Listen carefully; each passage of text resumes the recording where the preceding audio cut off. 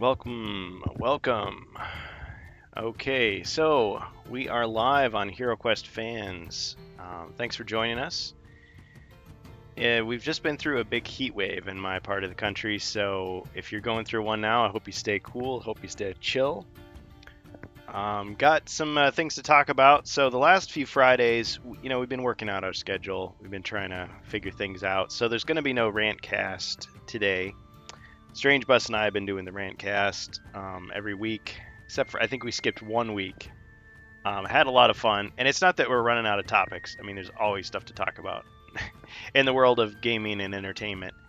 And it's not all negative either. I just want to reemphasize that. Yeah, we talk about stuff we're passionate about, but it isn't just like bashing decisions of various companies or how this or that project flopped or how disappointed we are and the tactics of various corporations. It's not just that.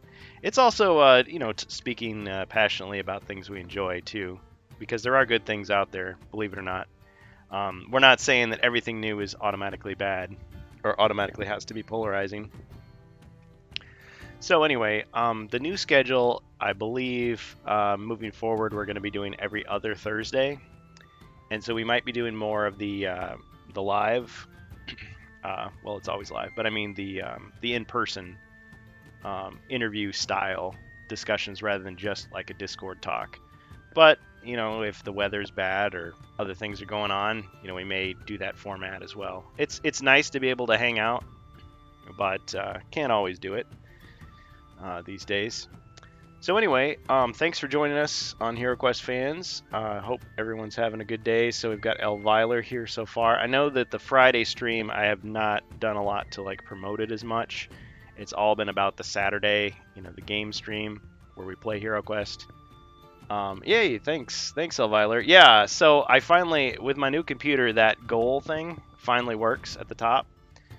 Whereas before, like no matter what I did, it would just never appear. So I don't know. I guess my computer was just so old that certain things just didn't work, and I got a lot of use out of that thing. So yeah, thank you, and congratulations to you guys too, because really, you guys have made HeroQuest fans the success that it is. I mean, we started from nothing, absolutely nothing. I was brand new to Twitch. Um, I knew from the outset that my goal was to get to the point where we could actually meet with other HeroQuest fans and play HeroQuest live. Like that's what I wanted. That's what I wanted to do. Um, but I didn't have a lot of experience like streaming Twitch or streaming in general, really. So I learned a lot from a lot of people. A lot of people were kind enough to join us. The Discord is just blown up. So yeah, we've got 100 followers now. We'll have to set our next goal. 100 followers on twitch.tv/HeroQuest XSC3 on YouTube, the home of HeroQuest fans, which was my old channel. It's been around for a long time, but didn't really have a lot of direction until we started with this HeroQuest thing, bringing it back. I mean, that's grown by leaps and bounds. We've got 390 subscribers. And the thing is, in the grand scheme of things, when you compare us to like other channels out there, I mean, Dead Gamer, Amalgamash, Sir Death videos, which I miss. For some reason, I thought his name was Sir David the videos. And it's like, all right, that's his name, Sir David. But, or, sorry, it's Sir Death. But anyway, people who have been around who've commented on HeroQuest, maybe HeroQuest is not their whole thing, but those guys have way more followers, way more subscribers than we do. And that's okay. That's cool. Like, I'm not like on the one hand, I'm like, oh man, I wish I could be as good as them as far as like audience. But it's not really competition. It's more just like I see other people, I see some things that they do that I like.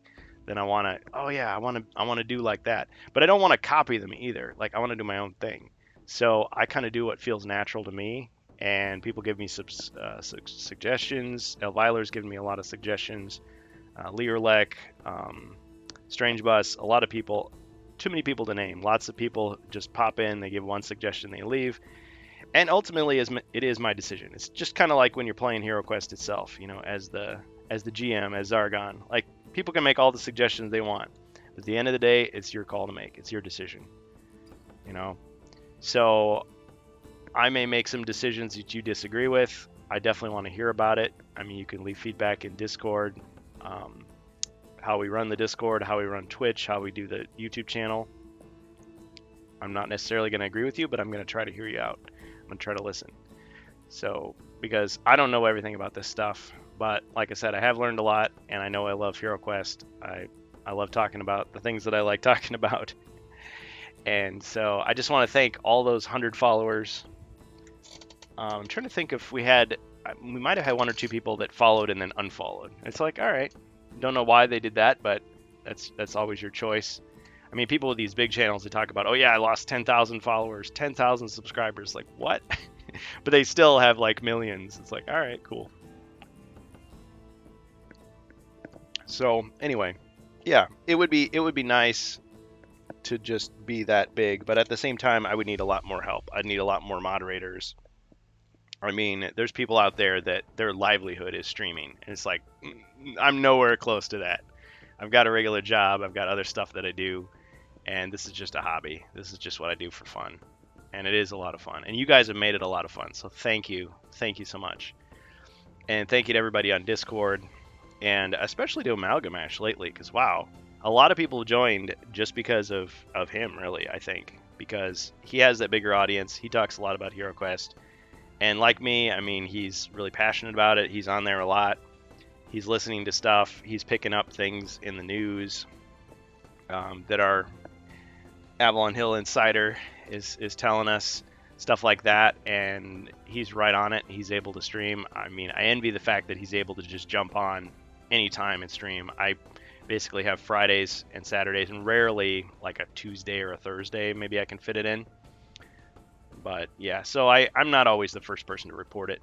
But I am excited about a lot of things coming up here. I'm excited about Gen Con, even though I'm not going to be there. Like, I can't really afford to take time off work and travel the distance it would take to get there and then spend all that time, even though it would be cool. And I guess everybody's going to be wearing their masks and everything, and Avalon Hill is going to be there. Chris Nadeau is going to be there. Hope I said his name right. Anyway, yeah, so they're going to have a booth talking about the Frozen Horror and some more announcements. Yeah, our insider guy, he keeps teasing, like, we're going to do this, we're going to do that. You know, all these things are going to happen, and people are speculating. So the latest speculation is that, of course, they're going to talk about the Frozen Horror. Hasbro's going to have a booth. They're going to talk about the Frozen Horror, of course. There's going to be a lot of fans there asking questions. Hopefully nobody riots or anything. I'm kidding. No one's going to do that. We're a pretty chill bunch. Well, not that many of us either, so I'm sure security can handle it. Anyway, yeah, it's a game that's for fun. It's mostly people in their 30s, 40s, and their families. And yeah, people that are discovering it for the first time, who are curious, checking it out. But I'm sure it's going to be like super fans and reporters at the convention. Because why would you go, I mean, unless you're local, I suppose, spend all that money? Because I think press passes are kind of expensive. The actual sessions are either free or they're like $1 or $2 to attend, so that's no big deal. But press passes are like, I want to say like $150, $200, $250 and up. So I don't know what you do if you get to just sip martinis with the developers or how that goes, but yeah. I would have loved to do something like that when I was much younger and had a lot more free time. I mean, I've got more free time than some people out there, but yeah. So anyway, the speculation is not only they're going to talk about the Frozen Horror and finally the Rogue Heir of Elathorn, that elf hero rogue quest it's not a quest pack, it's a hero collection. So it's like the Guardian Knights. It's the 2 figures and 12 cards. Very small pack that's going to be retail. They're going to talk about that and finally acknowledge it because it's been all over the internet. Everybody knows about it, except they haven't officially stated, yes, we are making this and it's coming out on X date and it's going to contain X, Y, and Z. But they're also going to give away some swag, stuff we all get, of course. We've seen the red Avalon Hill t-shirts that say staff on them. I'm sure they're not going to throw those and, you know, whip them off and throw them into the crowd at the end, but that's just what the staff get to wear. But they did show a couple of things, and you've already seen this if you've seen Amalgamash's channel on YouTube. He talked about this recently. Oh, the Adventure Design Kit, this thing. So it's kind of a cute little nod to the European exclusive Adventure Design Kit, which was just a little box that you opened up and it had a little quest book. But the quest book was just a few pages of instructions on how to make quests, like suggestions: don't use too many monsters, don't use a lot of dead ends, make sure it has a beginning and an end, recurring villains are good, like all these little tips for beginners. In North America, we had nothing like that. We just had to use our dang imagination, and that was fine. So many years later, I found out, Adventure Design Kit, it exists.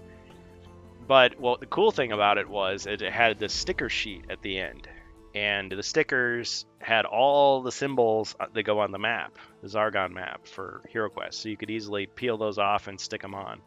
See, normally what you were expected to do in the original HeroQuest book was you're supposed to photocopy the last page, the blank quest. You're supposed to cut them out with scissors and I guess glue them on, which would take a lot of work. So I think what most of us did was we just photocopied that sucker, or we just took out graph paper, or we drew the lines on like notebook paper, and we just like drew it in there. So you just draw a square and write table or O for orc, or just a little like skull face for a skeleton, whatever you wanted with pencil.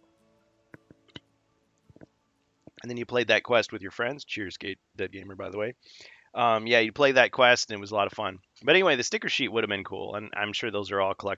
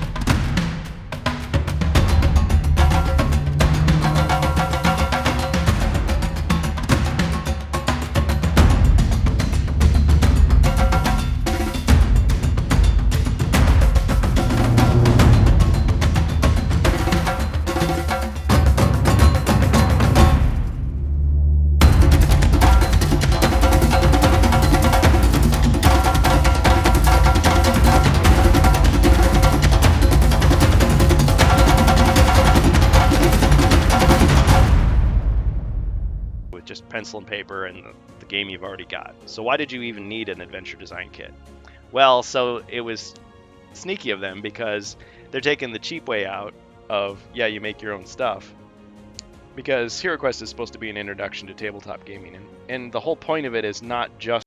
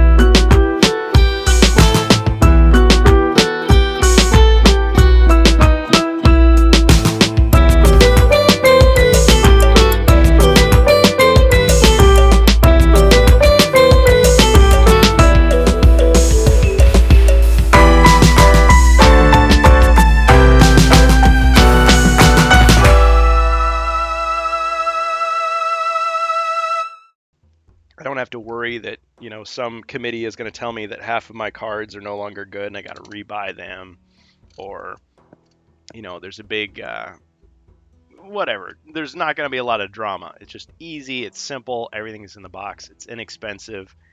I don't have to do anything painting wise if I don't want to, but I can.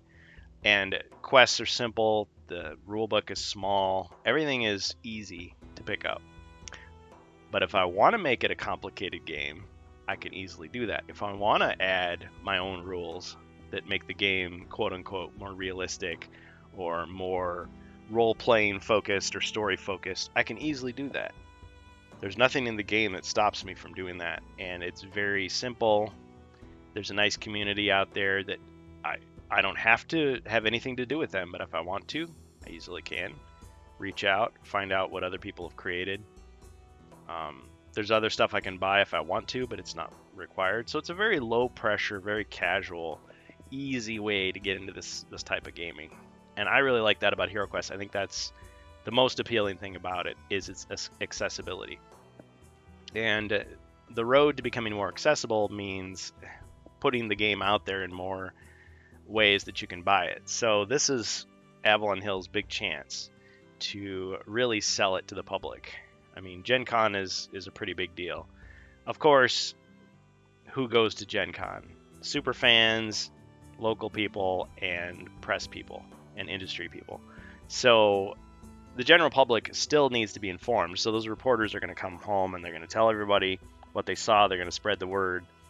Hopefully there's going to be some, advertising that would let people know that HeroQuest is back. Here's what it's all about. Here's what's coming down the pipe as far as new developments. And the other speculation, besides this adventure design kit stuff, I mean, this might be part of something else that's coming out, but I have a feeling this is just swag. But maybe I'm wrong. A lot of people early on, including myself, said, hey, are they going to release a quest making app? Or a quest making website or something like that, or top 100 quests. Think of something like Mario Maker with Nintendo. I mean, they had a community thing where you could share the courses that you'd made in Mario Maker, and people could vote on them and rate how good they thought they were, and there could be kind of that sort of incentive for people to try to make creative and interesting stuff, maybe a little competitive too. I don't know if they're going to do anything like that, if they ever will. I mean, you've already got HQ Builder, which is a website where on the website you can create your own quests using the classic symbols or the remake symbols very easily. There's also HeroScribe, which has been around since, I don't know, the early 2000s, I think. And it takes a little bit of getting used to, but it's a fairly simple program where it's just point and click interface. You've got all your icons and everything, and you can create a map that looks very, very similar to the quest maps that you'd find in the European version or the American version, very easily. Yeah, the text isn't there, the story isn't there, but you could use other programs to kind of sort that out. And the good thing about with HeroScribe, it's heroscribe.org, you can export it as a PDF. So you can use vector-based graphics, so you could zoom in as much as you want and the images don't lose detail. Whereas if it's just an image with maybe some of these other programs, I'm not sure what HQ Builder allows you to do, but because I don't use it as much, sorry. But HeroScribe, I mean, you could do it as an image, but if you zoom in, you're going to see a lot of pixels. Whereas if you do it in PDF, it's vector-based, it looks a lot better. If you asked me about that 10 years ago, I wouldn't know what you were talking about, but I've learned a lot from people and from using this stuff. If you do use HeroScribe, keep in mind you actually can rotate the figures really, really easily. It's just that you have to use your left and right mouse buttons, like while you've got an icon selected before you place it. Because after you place something, rotating it is kind of difficult. So some people, you can tell they didn't know how to do that, so that like they can't put certain objects in certain corners and things like that, but it's easily fixed. Anyway, and it actually creates them in XML format, if you know anything about that. So yeah, could Avalon Hill create their own version of that? Pretty easily, probably. But it seems like they've got their hands full coding the HeroQuest companion app. which, as I've mentioned before, I mean, it's for iOS, so iPhones or iPads, tablets, and it's also on the Apple side, the Apple App Store. And on the other side, you've got Android OS, so Android phones. So you've got that. So I can use it through BlueStacks emulator, which my computer's finally powerful enough to actually handle it. So I realize if there's a couple of bugs, I'm not going to assume that it's because of the app. It could be because of the emulator, but it runs really well. It's just that there's certain things they obviously left out, probably because they didn't want it to be a self-contained game. They wanted people to still buy the physical game. So like rolling your own dice, you still got to do that. There's a lot of cards that the artwork isn't there, so you've still got to draw the card, like the treasure card or whatever, and read it off when you're playing the game. And they've got the only really upsides to it that I see is that, yeah, the quests never change, so eventually you're gonna run into that problem of lack of variety. But it's for a solo quest, or if you just don't want to play as Zargon, you just want to be a hero and you don't have enough people to do that, you can do that. But the quests never change. You can't modify the quests. Yeah, it's got voice acting. The voice acting is really cheesy for Zargon, I gotta say. It sounds like someone doing an impression of Mark Hamill as the Joker. It's just really goofy. I don't know what you picture Zargon sounding like, but I don't picture that. It's just really, really funny. There's little magic effects, like when you use magic, but I think it's the same generic effect every time. Just a little shimmery blue stuff. And it's got sound effects, it's got music, it's very subtle. But there's some glitches in it. Like if you move into solid rock, normally what you do is you have the rest of your turn to move out of it, but you just instantly die. So the way to avoid it is you have to like keep your finger there on the cursor, like moving your movement squares into the solid rock and then immediately out of it to safety. Because if you just move in there and go, oh, I'm in solid rock, I better move out, I've still got movement left, wrong, you're just automatically dead and you can't come back. Because the elixir of life, you just use the elixir of life, right? Because it's on the honor system. It gives you basically all of the artifacts, and you just have to keep track. Well, which ones do I really have? Which ones have I really found? Well, why don't you use the elixir? Well, because it just tells you to look at the card, so it doesn't like bring your character back to life. So it's a little vague on how that works. Now, if a monster's in the way, you can just click the skull and you can just instantly kill them. So I don't know. It's kind of strange. It's like, but if you really wanted to cheat, I guess you could very easily. But then why would you cheat yourself playing a board game? It just doesn't make a lot of sense. So the companion app is neat, and that'll be obviously updated. They'll be adding the Frozen Horror to it. But what else will they do at Gen Con? So the speculation is that the Dwarf Quest Pack is coming out. The Dwarf Quest Pack is coming out. Well, why do people think that? Because on Twitter, you've got Zargon, so that's the Hasbro Twitter account. And Doug Hopkins was joking around saying, oh, Zargon locked me out of the account, now he's taken over. And so that's why I was like, well, obviously it's Doug Hopkins.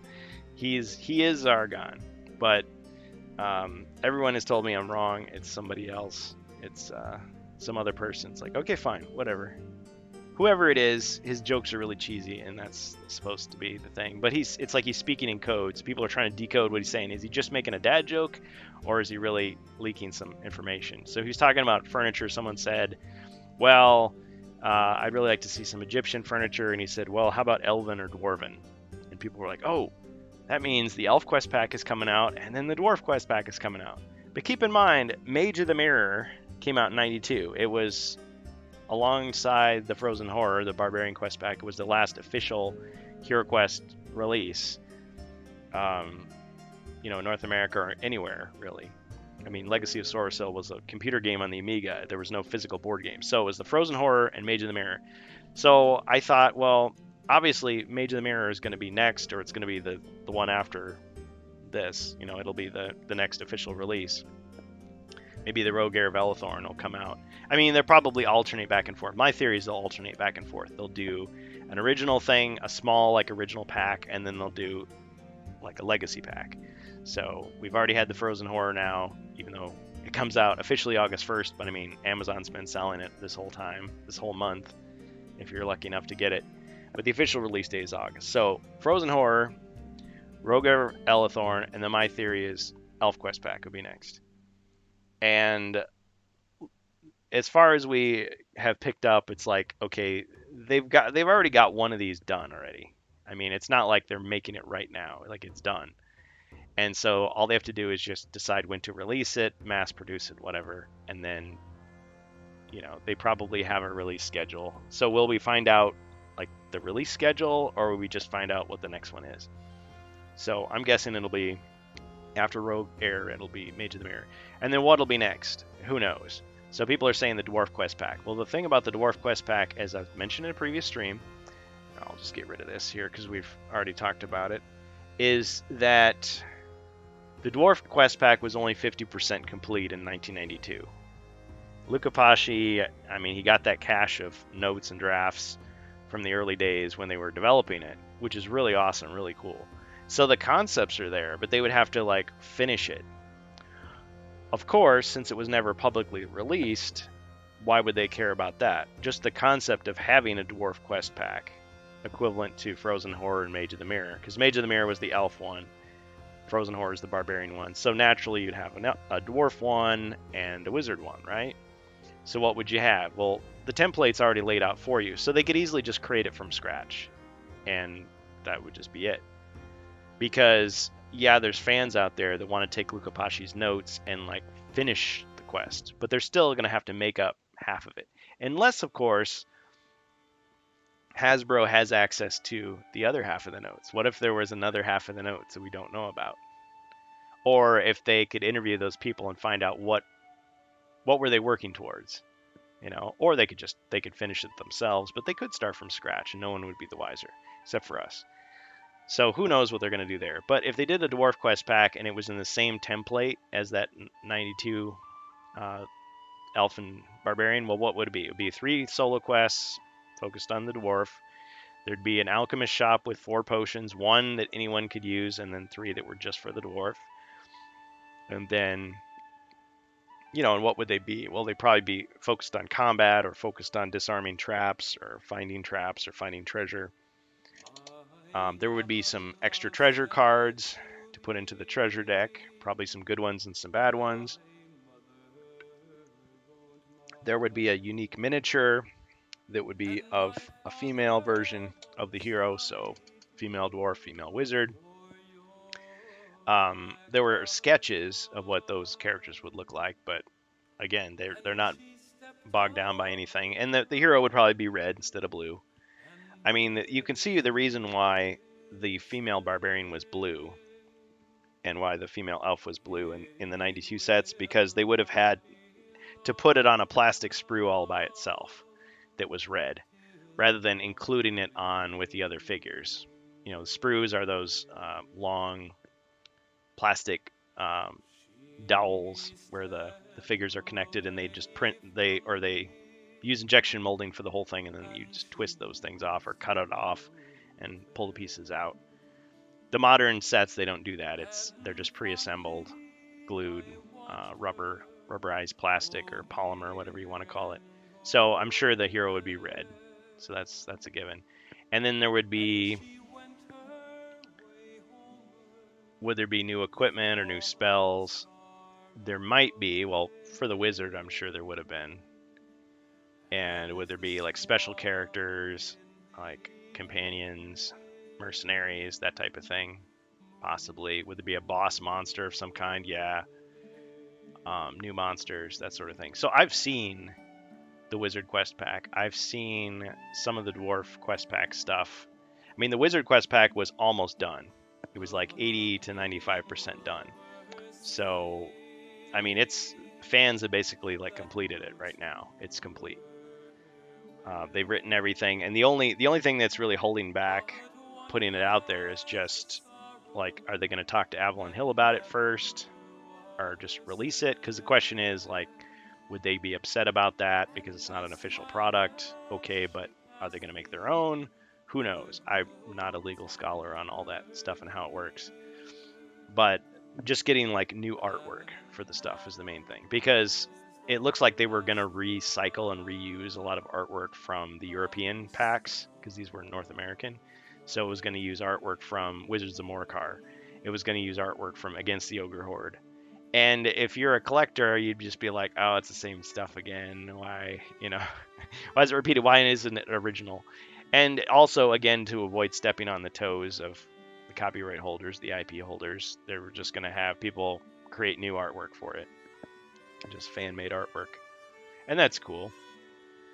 So if they did a Dwarf Quest pack, I mean, I wouldn't be against that. I think that'd be great. That'd be awesome. Now, if they do make or when they make the Elf Quest pack, I really think they should have a male elf, because the default set, the game system remake, is a female elf, and the original elf was male, and the only people that got the male elf were the people who bought the mythic tier, or not the mythic. Well, the heroic tier had it as well. So people who supported the pledge drive got the sex swapped heroes, but the general public isn't going to get them. And it's like, okay, well, why is the elf have to be female and all the others have to be male? It's like, why can't you have alternates? So, but people want more miniatures, they want more dice. The Frozen Horror has kind of exceeded expectations by having extra combat dice that are see-through and extra movement dice that are a different color. It's like, okay, they probably do that, and then extra character sheets, probably. I mean, would they do the color coding? Would it be green for an elf, or maybe gold, or I don't know what it would be. Purple for a wizard. Red. I guess it could be anything. Orange. Now, I speculated, but it was more wishful thinking on my part. Is what about a collaboration between Games Workshop and Hasbro Avalon Hill? Why don't they get together, do something special, even if it's a one-off? It could be like a Warhammer edition of HeroQuest. Just one box, Citadel miniatures inside, maybe a couple nods to the old world, that kind of thing. That could be really cool. Or maybe like a rule supplement, like an advanced HeroQuest style book, maybe with a couple miniatures, a little bit of dice in the box, just a little kit. And it could be a way to bridge the gap between the two worlds and say, hey, if you want to use Citadel miniatures in your HeroQuest game, here's an easy way to do it. Here's stats for them. Here's some role-playing light rules that you can sprinkle on top. Think of all the things that fans have come up with. It's like, well, what if I jump on top of the table or swing from the chandelier? Or what if I grab a burning log out of the fireplace and use it as a torch? Or, like all these little RPG type stuff. Like, what if I want to limit the carrying capacity? Or what if I want to, sharpen my blade or learn stronger magic as I'm playing? Or I don't know. There's just parlay with a monster in a corridor. I mean, there could be different ways to do it. Or what if you have an injury that holds you back? Or what if you, I don't know, mix some potions together and come up with some alchemical solution to something? I mean, a lot of us have done that in our own adventures. We just added little uncommon feats or skills, combat cards and things like that. But they could make an official collection of ideas, suggestions. Again, what they did with the Frozen Horror was really cool. They had that Into the Northland supplement, and yeah, it was a bonus quest, a prelude quest, but then they had all these suggestions on how to make the game a little bit easier to play. They'll probably do the same exact thing with Mage of the Mirror, but take that and expand it. Instead of just being a PDF that's 4 pages long, how about a booklet that's like 23 pages or 40 pages? And you could include all these different ideas, templates, rules, and there'd be people out there that would, I'm sure, be willing to buy it. And maybe Advanced HeroQuest wouldn't come back completely, but maybe kind of a halfway measure to facilitate people who want to do that sort of thing with their game and do it, and it wouldn't step on the toes of Games Workshop or Hasbro. They can still keep their IPs separate. So you can still have your Chaos Warriors and your Fimmers over here, and you can have your Dread Warriors and Abominations over there, but what if people want to bring them together? I mean, you already can, but it would be a way for the companies to each come out, make some money off of it, promote their own stuff, have that collab, because collabs are fun. So I have no evidence whatsoever that something like that would happen. It's completely wishful thinking on my part, but hey, wouldn't it be cool? So that's just my speculation out there. Maybe something like that is being thought of and they just can't say anything about it, or maybe it'll never happen. We don't know. But yeah, a Dwarf Quest pack would be cool. Wizard Quest pack would be cool. I would like to see. I mean, either way, I think if Hasbro gave its blessings and said, yeah, sure, those notes that are out there, we'd love to see them return, but we're going to make our own. Okay, that's cool. Or if they just said, yeah, we have 100% of the notes and we're going to tighten it up and finish it up and release it. And so these are the quest packs you would have gotten in 1993 if we'd continued with HeroQuest. Like I don't know why HeroQuest went away. Like I don't know, was it not selling well? Did they want to devote the resources to something else? Did a bunch of people resign and they didn't have the talent anymore to do it? Why did HeroQuest not continue in any region after 1993? Because I think that was 93 was the year that the third Dave Morris novel came out, Tyrant's Tomb, and the Amiga game was kind of just a throwaway. Like, yeah, it's a D&D style game, but it's got HeroQuest terms and kind of a vague connection to HeroQuest. But other than the name, it really didn't have a lot. I mean, it had some cool new heroes, but it wasn't a board game. It was a video game loosely based on another game that was based on the board game. I mean, the first HeroQuest PC game is nothing special. I mean, it's very rudimentary in my opinion. I mean, it's more of a collector's item to have it than to actually play it and enjoy it. I mean, you probably have more fun playing the companion app or one of the fan-made games like the Vassal mod or Isometric HeroQuest, which is another cool, interesting fan game. So I don't know. I don't know what's going to happen there. I mean, they've done two of these hero collections, so they'll probably continue doing that. I mean, if they've done, people have said, well, a knight is kind of like a barbarian, a fighter type. So if they're doing the Rogue Heir of Elethorn is an elf type, well, maybe there'll be a dwarf type. Maybe there'll be a wizard type. So maybe you'd have a mystic or a sorceress or I don't know. Would the bard and the druid and the warlock come back in a more expanded form? Who knows? I'd be okay with that. Even if they had to change the miniature, like change the pose or the costume or something, the styling would be slightly different. But a lot of people who would have bought it if they'd known it existed would have gotten the pledge version and gotten the mythic tier and gotten all that stuff, and they were upset that they didn't get a chance to get it. And there's people still scouring eBay trying to find a copy, and the scalpers are just charging absurd prices for them. So whatever.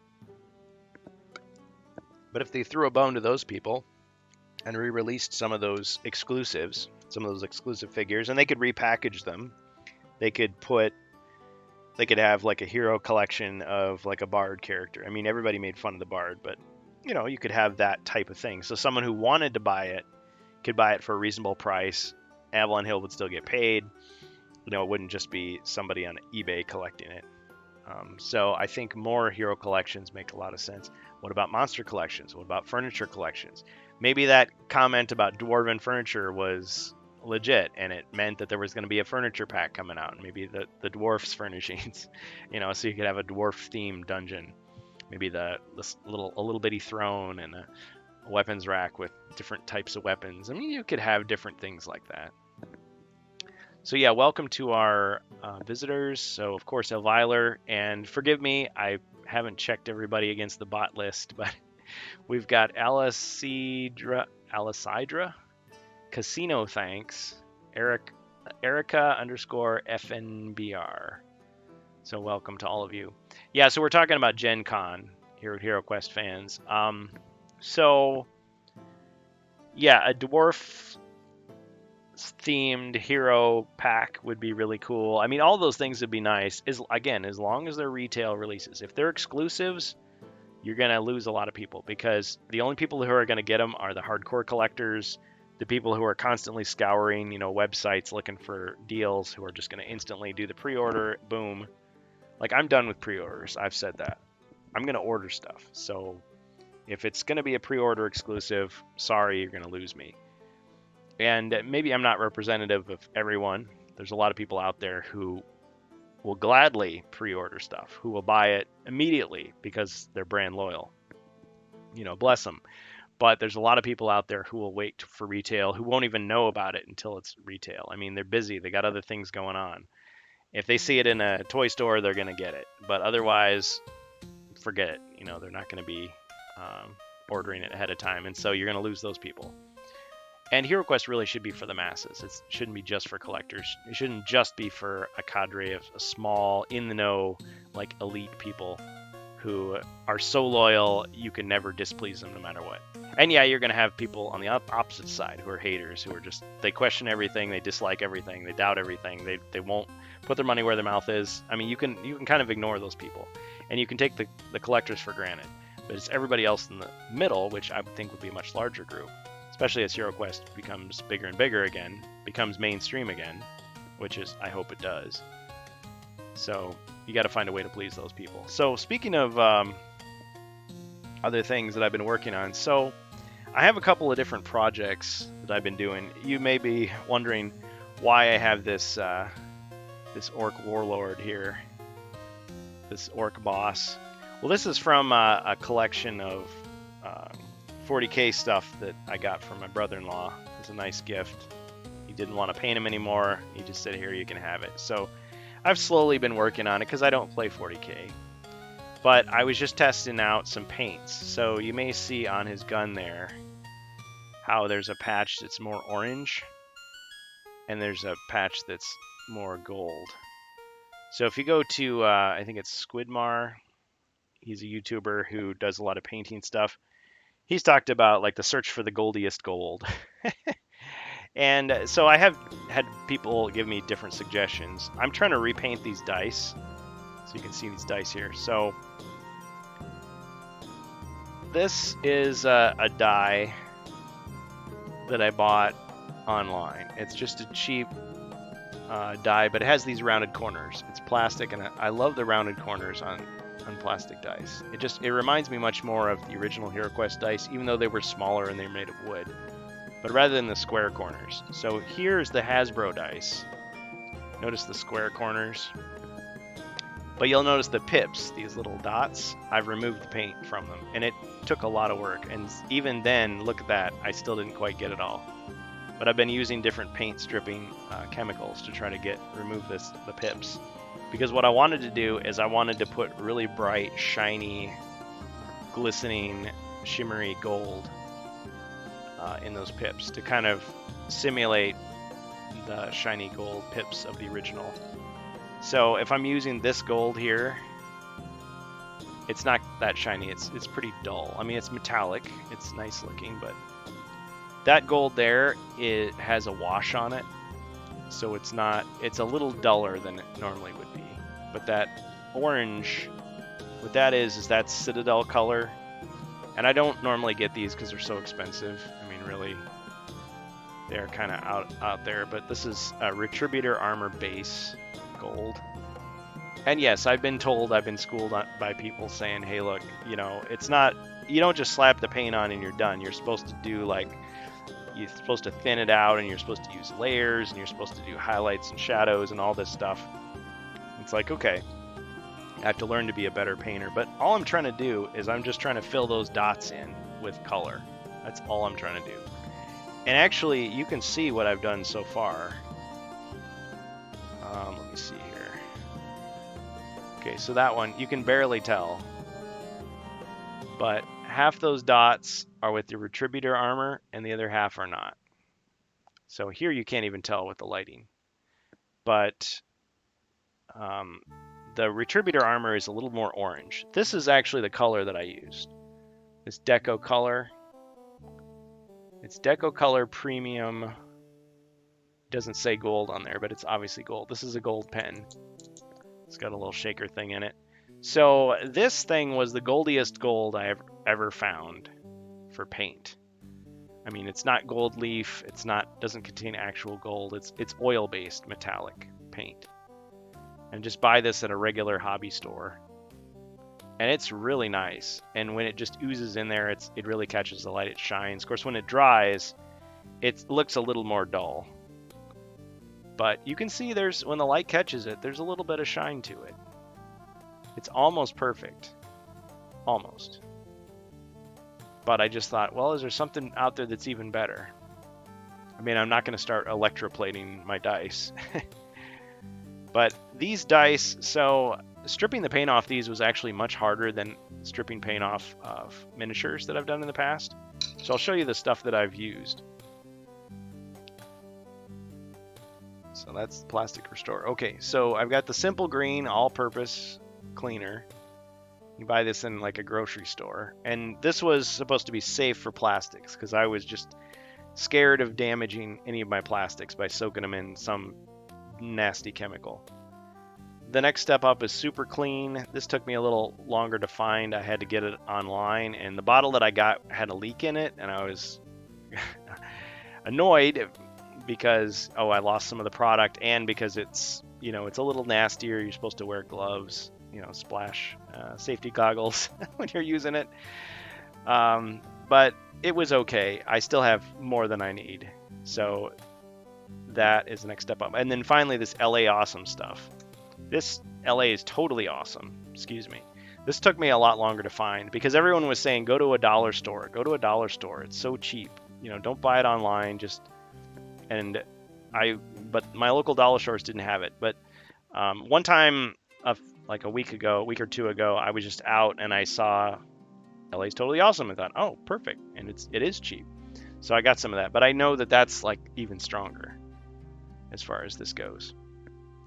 And various people on YouTube have plugged this stuff and said, oh yeah, LA's Totally Awesome is the best. But it's not like the paint comes off instantly. You got to soak it for like a couple of days for it to loosen, and then you got to scrub it with a toothbrush. I ended up using actually this bamboo skewer, this sharp bamboo skewer, because I didn't want to scratch the plastic either.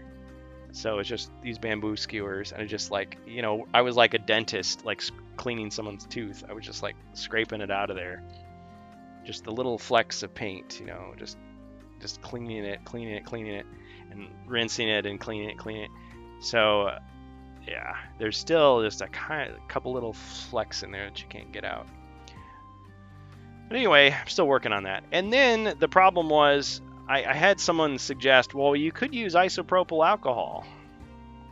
And as they always say, don't drink this stuff. It's poison.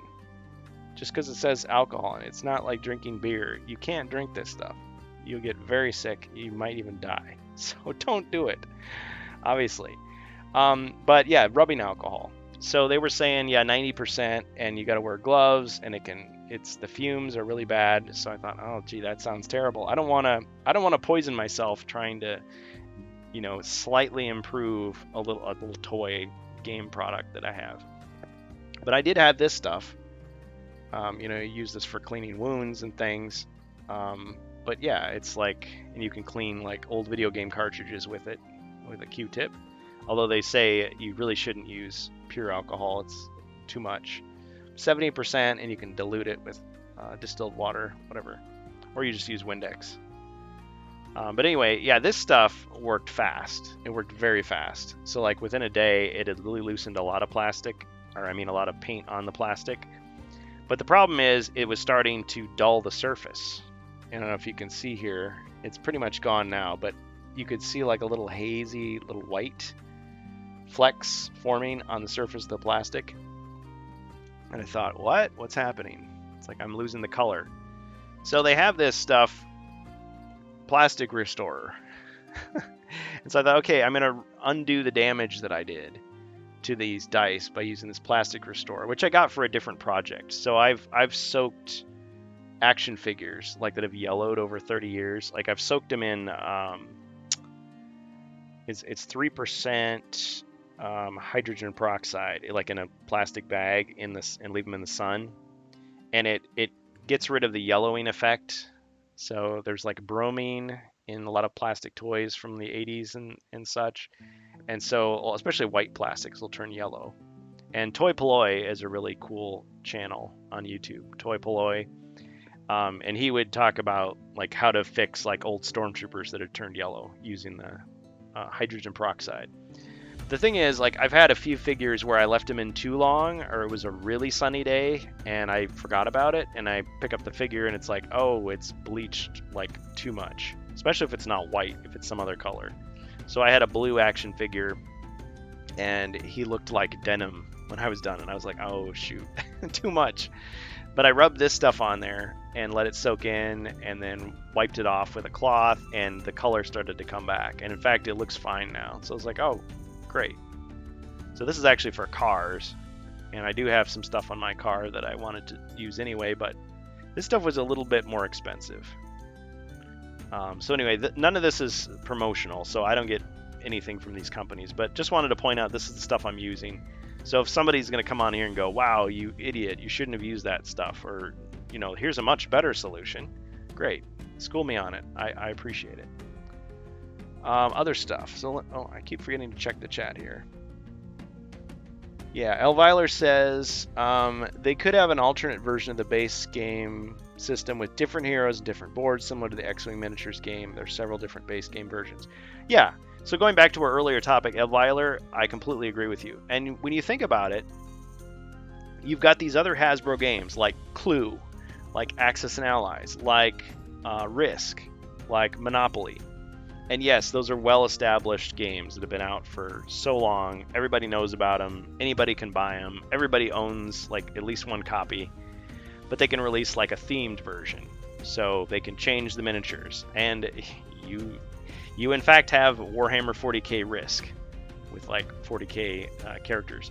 And sometimes it's just an aesthetic change. It's just, they just put different miniatures, different board. I mean, there's a D&D Clue out there actually. But other times they change the rules. So Mario Kart Opoly is different than straight up Monopoly. It has different rules. And so, yeah, they could do that quite easily. They could have a Warhammer version of HeroQuest. Again, if the two companies agree and work something out. It could be just one box. And I could see something like that being a limited time exclusive, because I think these days, and a lot of people don't like this about Games Workshop, a lot of their stuff is limited edition, exclusive, limited time. And so if you don't buy it right away, you miss out. Something like that, I mean, I could see that being an exclusive. It would be too bad if that were the case.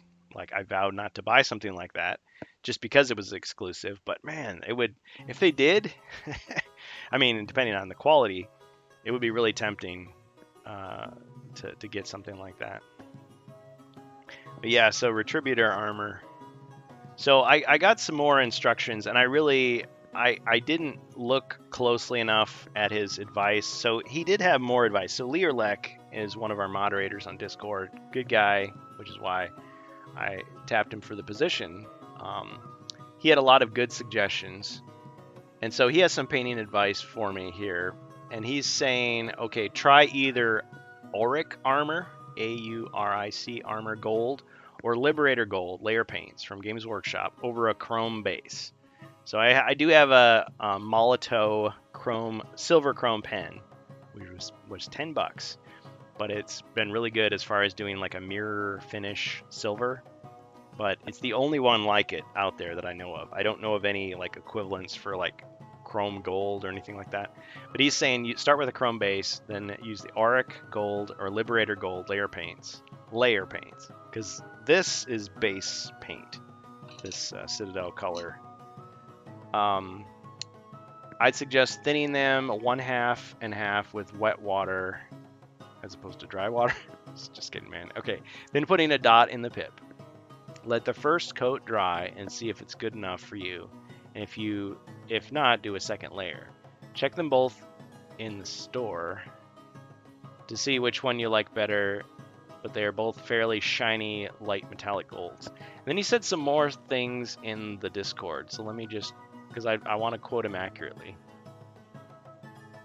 He's actually at his local shop right now, looking at these same colors. These are 3 side by side. Okay, let's just take a look at the Discord, because he's saying some good stuff here. I mean, I'm not a a very experienced miniature painter, so there's a lot I don't know, and I'm not going to pretend that I know more than I do as far as this goes. Okay, so he's holding up the picture there. Yeah, nice.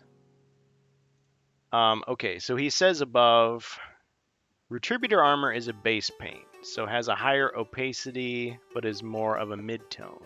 The two I suggest are layer paints, so are meant for highlighting and therefore slightly more see-through, but also brighter. Take a scrap piece of plastic and make yourself, well, I have plenty of that. Make a largish square of white. So why did I strip this paint off? Oh man, 2 inches by 2 inches, then a smaller square of chrome, 1 inch by 1 inch. Once the white cures, use the chrome to cover about half of the white square. Give the chrome at least 24 hours to cure before doing anything else. Well, that I agree with. I definitely know that it takes a long time because the Molto Chrome is actually like an oily rubber, if that makes sense. And I think it has little bits of metal in it even. Once the chrome cures, cover about half of each of the 3 areas with the Retributor armor. So that's kind of the orangey gold. And let that dry to see how it looks. Once dry, try hitting half of the gold with a second layer again to see how you like it. If that's still too dark, you should get one of the other golds I mentioned and apply that over each of the other layers to see which layering setup you like the best. Also mix up some wet water.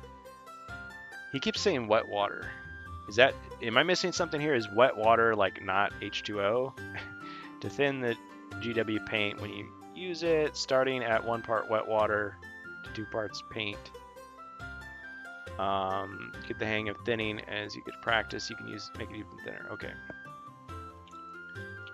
When you say wet water, what do you mean? Like tap water or something else? Lower viscosity. Yeah. So the thing is, though, I understand the basics, at least the theory of the Citadel painting. You've got your base, you've got your layer or midpoint, shadow, and highlight. So when you paint the stuff, you're actually simulating, like you're creating fake highlights. So the highlights are like the light hitting it, and the shadow is from the darkness. But you're just making it so that no matter what angle you're looking at the miniature, like if it's, balanced lighting, it's going to look like it has shadows and things. But it's got some flow improver in it, right? So there's some chemical product called wet water I need to buy too, because I've diluted paint before to make washes. Diluted acrylics with just tap water. And I've got a water filter too. I mean, if I'm worried about impurities in the water messing things up. But yeah, so you do all that stuff and it makes your miniature have a certain look. Like I'm not at that stage yet. I paint in just basically solid colors. See, the problem is I have seen some of those different wetting agents and things that are out there, and they seem very expensive. They're like little tiny bottles, and you pay a lot for them. But I guess if I can justify thinking, okay, I'm going to get a lot of use out of this. Like, is this the only way to do it, or is there an easier way? Because again, all I'm trying to do is make these pips shiny. That's all I'm trying to do. And I've already invested a lot by buying these pens. Of course, I use these for other things too. It's not like this was the only project they were going to be for. But I knew early on that mixing the Molto Chrome with a gold color like this doesn't work. Like if you do that, it just turns into gold silver. Like it loses the shiny mirror effect. And I have some stuff specifically for coating and protecting the shiny mirror chrome. It's Liquitex. It's called Liquitex High Gloss Varnish, and it comes in a giant bottle. I didn't want to buy a giant bottle; it's the only one they had, so I spent a bit of coin on that. I don't seem to have my dice to show you, but I used the liquid chrome on the dice, and the silver effect was great. So that's what I'm going to use on these blue ones. So yeah, I'm talking a lot about painting and stuff, but I mean these I thought just plain white pips were just too boring. But it sounds like I'm going to be putting white on there anyway.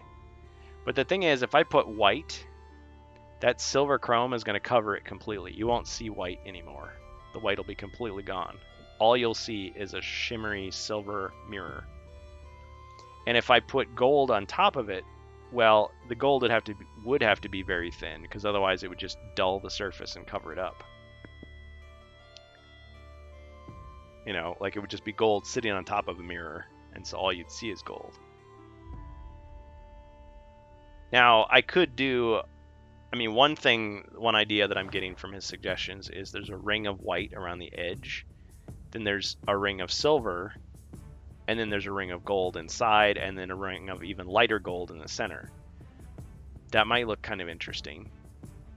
It could even be fake, like it could be like a half moon shape in there. And so when you look at it from one angle, it would look like, oh, a silvery gold.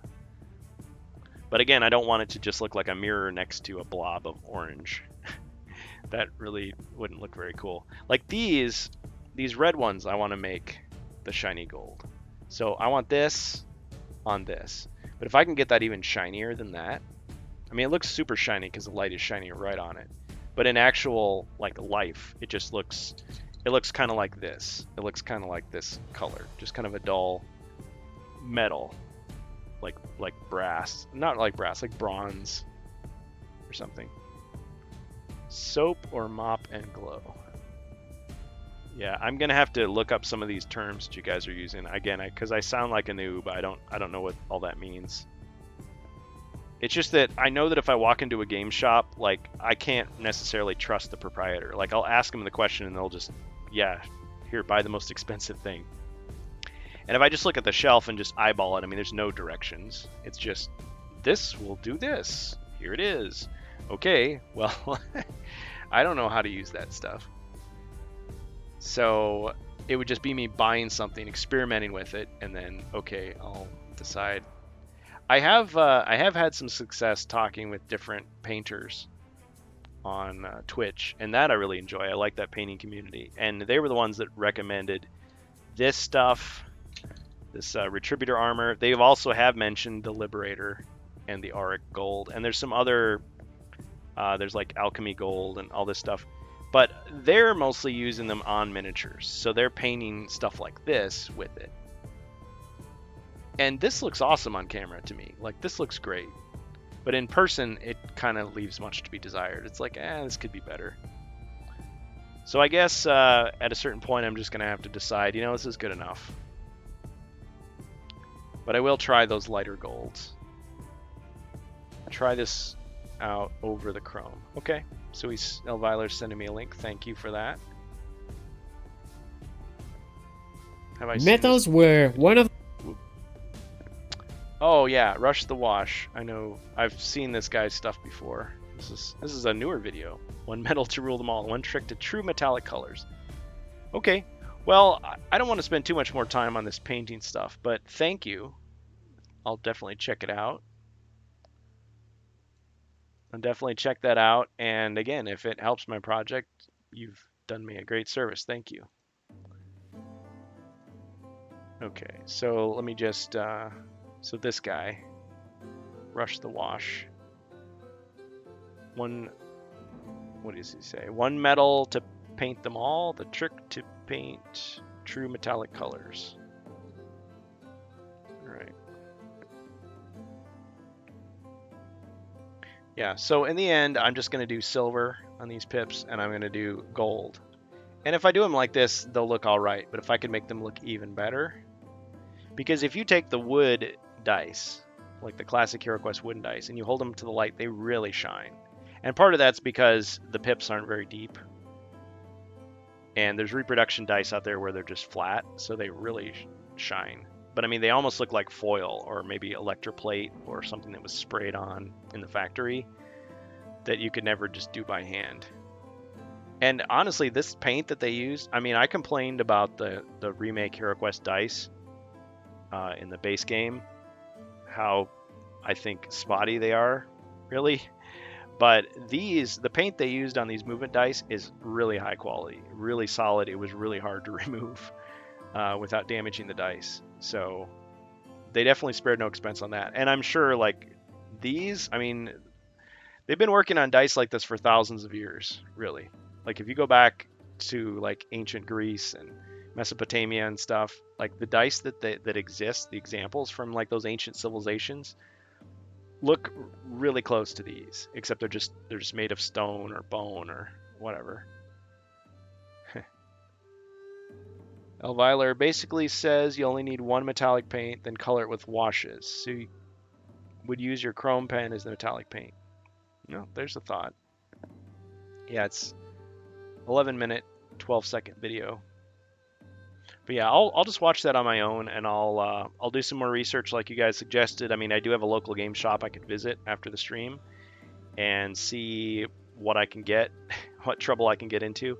And the thing is, the nice thing is that whatever I buy, I don't feel like I'm wasting my time if I buy more paint, because I can always use the paint on something like this. Because this is just, I'm not heavily invested in Warhammer. It's just like, this is to experiment on. I mean, I do have some extra orcs that I use for Space Crusade, which are really great, because I had those guys for years and had no use for them other than just experimenting, painting on them. So, but if I buy like some wetting agent or some, whatever special chemical, it's like, I mean, I want to get some use out of it, just like this stuff. Like, I knew I'd have other uses for it other than just that one action figure. And this simple green and super clean, and LA's totally awesome. It's like, I have other stuff that I can use. Oh yeah, here's the paint that I'm working on, or here's the dice that I'm soaking. So they've almost got all the stuff off. This is the super clean. But you can see there's a little bit of white still. So yeah, don't spill that stuff on your face. Wash your hands. Dish soap. Dish soap. Oh, putting it in the paint. See, I get these suggestions. Like, people have said, use your own saliva on brushes. Putting dish soap in the paint is kind of interesting, but I'm just kind of like, wouldn't that break it down? Wouldn't that weaken it? What if I have to rinse my dice off or something? Got some schmutz on them, and it's like all of a sudden my paint's washing off. It's like, that doesn't sound good. Oh, using it as the wetting agent. No, I hear what you're saying, Jacer. Yeah. No, and I think you might have made that exact same suggestion to me a while back, so I forgot about it. Sorry about that. Yeah, surface tension breaker, whatever you want to call it.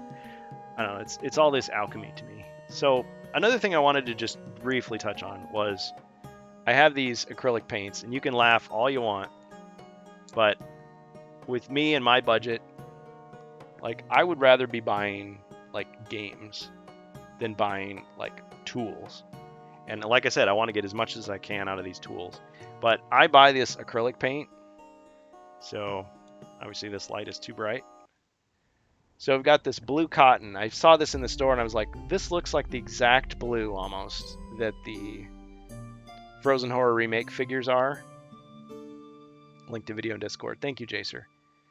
I used this pool blue to color. I mean, the lighting on my camera kind of throws it off because it's not true color or whatever. But this is the color that I used to repaint my barbarian, my female barbarian, because I wanted her to be blue. I liked that idea of having a blue hero, and so I just painted her that color. But I think if I wanted to make her look just like the monsters, this would have been a better color to use. But I didn't have this at the time. So yeah, these are acrylics. These are cheap, really cheap acrylics.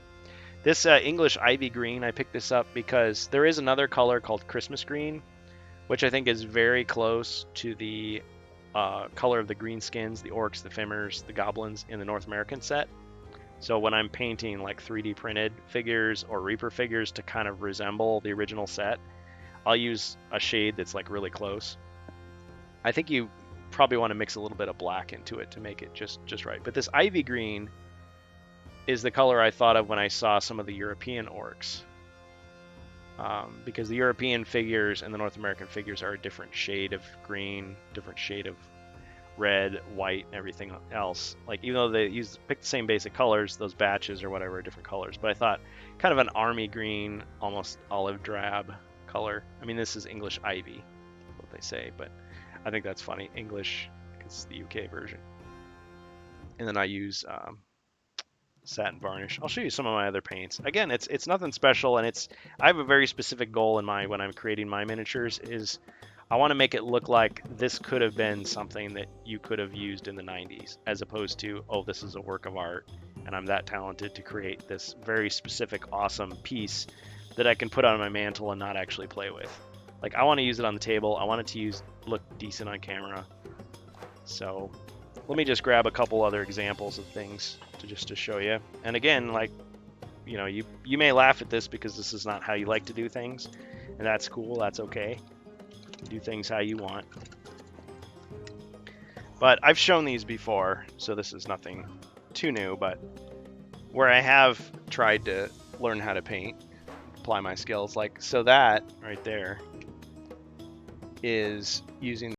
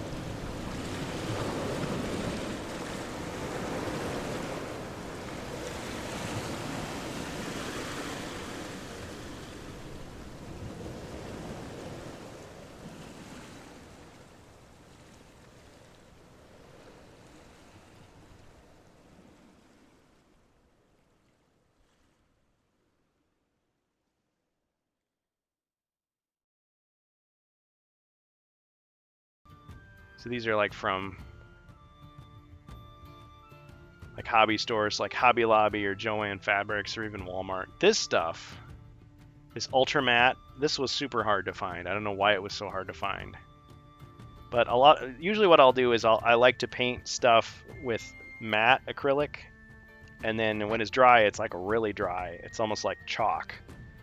And then I'll paint over it with varnish. So you got your matte, and I don't dilute my paints very much ever, unless I'm doing a wash. I guess I could to make it, but you get so much paint. This stuff, the satin varnish, I use so much of it. Like, and they call it satin, but it's glossy. Like if you slop it on, I mean, it really gives you a nice shine. And with a lot of these things, I have used it to like see. You can see how shiny it is. That's the varnish I use almost entirely. And when it's dry, I mean, it's nice and smooth, so it's not tacky. It's not a problem, because if you use gloss paints, they do get tacky and they stay tacky, and that annoys me. And they can even stick to other things. So yeah, I'll seal it almost exclusively with this stuff. So I have several bottles of this I've gone through. This Duraclear Americana Deco Art satin varnish. Deco Art, again, just sheer coincidence. I mean, if a company does something well, that's Deco Color, not necessarily Deco Art. Excuse me. Yeah. So I'm not brand loyal with any of that stuff. Now, before that, I did have a lot of these, and it's like, why did I buy this stuff? I mean, they say it's better. It's got like whatever, smaller pigment or bigger pigment, whatever the term is. Like it's sound like a complete noob right now, but yeah, it's supposed to be like you're supposed to get this stuff and you're supposed to thin it out. But I mainly just go for the color. Like if I can get a lot of that color. I mean, I'll sometimes buy a paint just because I like the way the color works, and then where it goes, I'll decide that later. These metallics you really have to layer these on to make them shine. So the gunmetal gray and the sterling silver, like when you first put them on, they just kind of look like milk.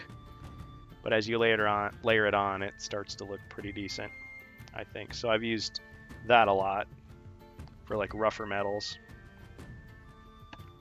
All right, let's clear some of that to the side because I've got some other stuff I wanted to talk about and show you.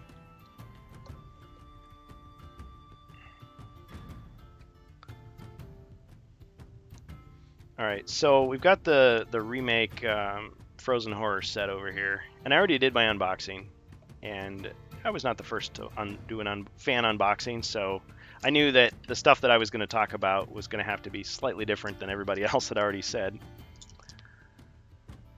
But let's take a look at some of the dice. So this is from the Mythic set. All right, let me just get my camera centered here. Show you some over there and some there.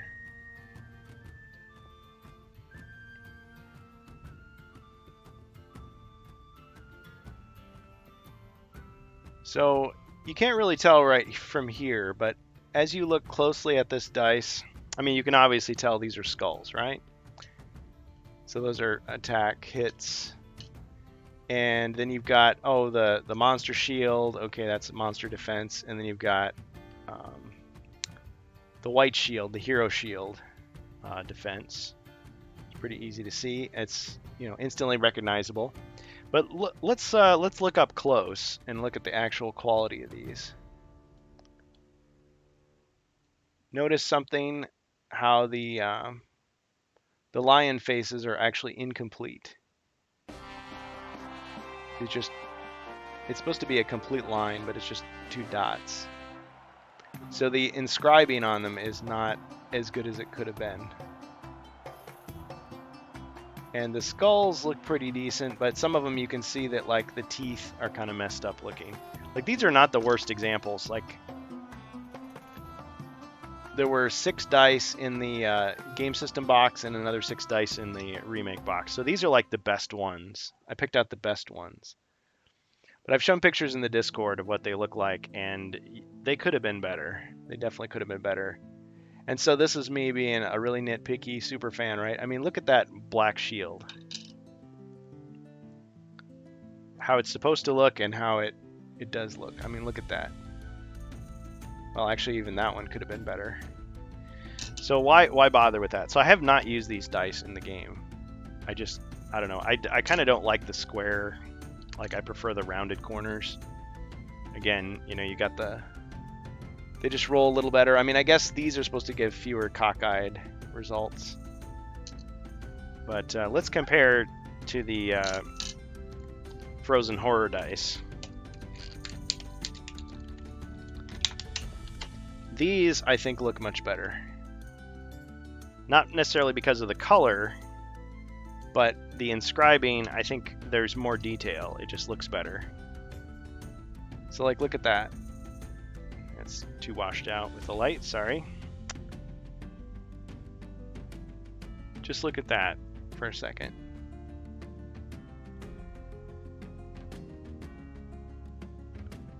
Okay. So you've lost a lot of detail in the original version. It's just not as clean looking. Okay, let's take another example.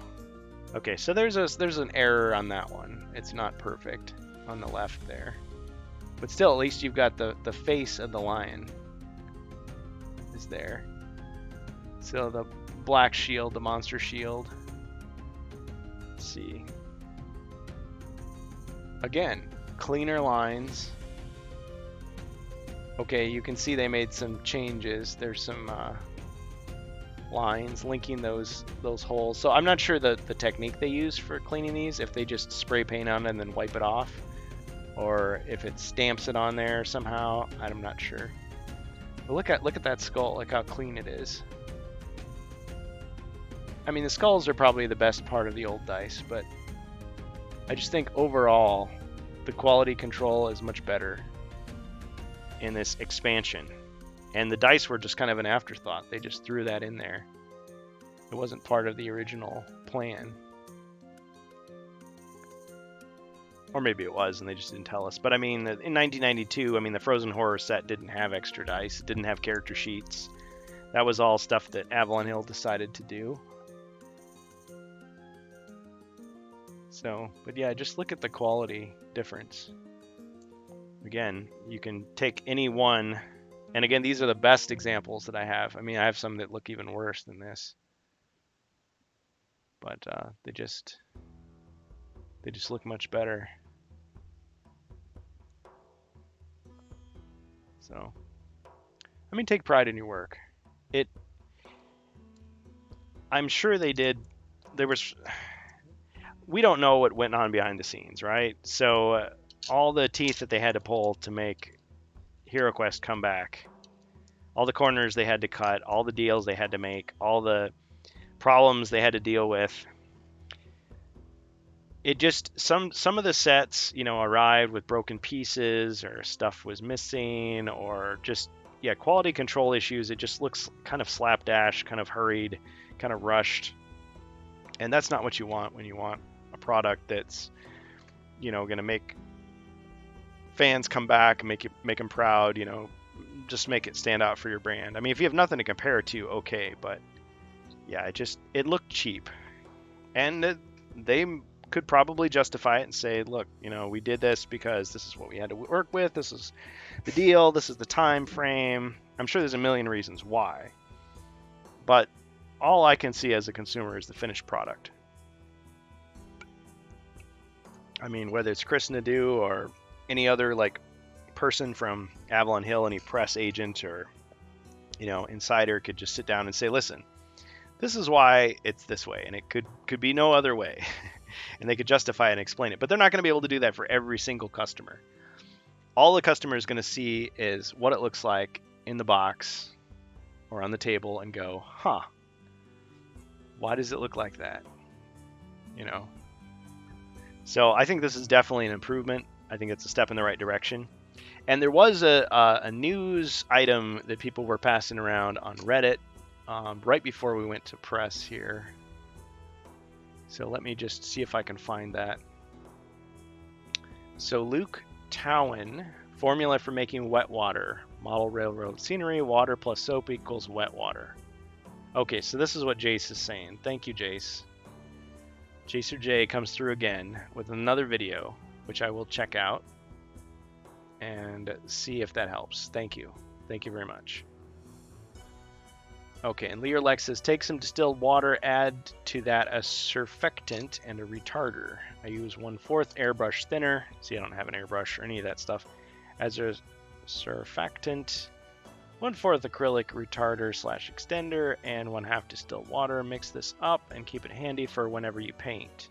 You can use some cheaper products to get the same effect, but depending on exactly what you use, it may not last as long. Example, using purified drinking water, it would last a few months versus distilled, which rarely ever goes bad. Cheaper retarders could include food grade glycerin from the pharmacy. With this, I'd suggest cutting the amount to 1/4 what you would normally use. It's very thick. Dish soap or jet dry can be used for surfactant. Well, I've lots of cheap dish soap. I certainly do. Well, see, that's what, and thank you for answering my question, because I was wondering, yeah, do I buy the expensive premix stuff, or can I just make it myself out of household items I already own? It sounds like I can. So great. And I guess worst case scenario, if it peels off and looks terrible, I can just redo it. Because I've got the paint strippers, I've got soap, I've got old toothbrushes. You know, I can do that easily enough, very easily. Because I like the do-it-yourself stuff. But at the same time, it's like, how much money am I willing to spend? Like, I don't own, well, it's not practical for me to have my own 3D printer in my apartment. Like, I can't do that. So that's out. And I can't really have a big painting studio. I mean, I just paint wherever I can, usually in my kitchen, my kitchenette. So when I get a new place, I'll definitely want to set aside some room for an actual like workshop. That would be so cool. But that's down the road. So okay, so here's what I was doing with. I've mentioned before with the Frozen Horror, like these swordsmen, they look cool and everything, but I didn't like the fact that they had these butter knife ends to their swords.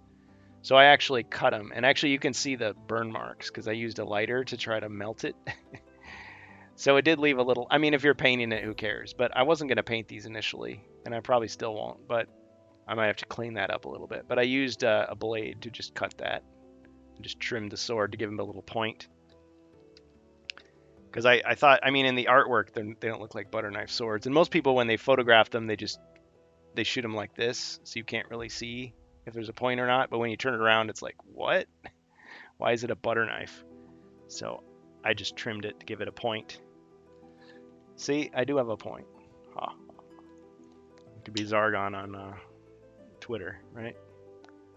See, just give it an edge. So it looks a little more like a sword in my view. And I did just give it a pass with a lighter, a big lighter. So I think on the table they'll look just fine. So that was one improvement I made there, in my view. If you prefer the butter knife, of course. I mean, maybe, you know, there's types of fantasy swords that look like butter knives, giant butter knives, as opposed to a bread knife.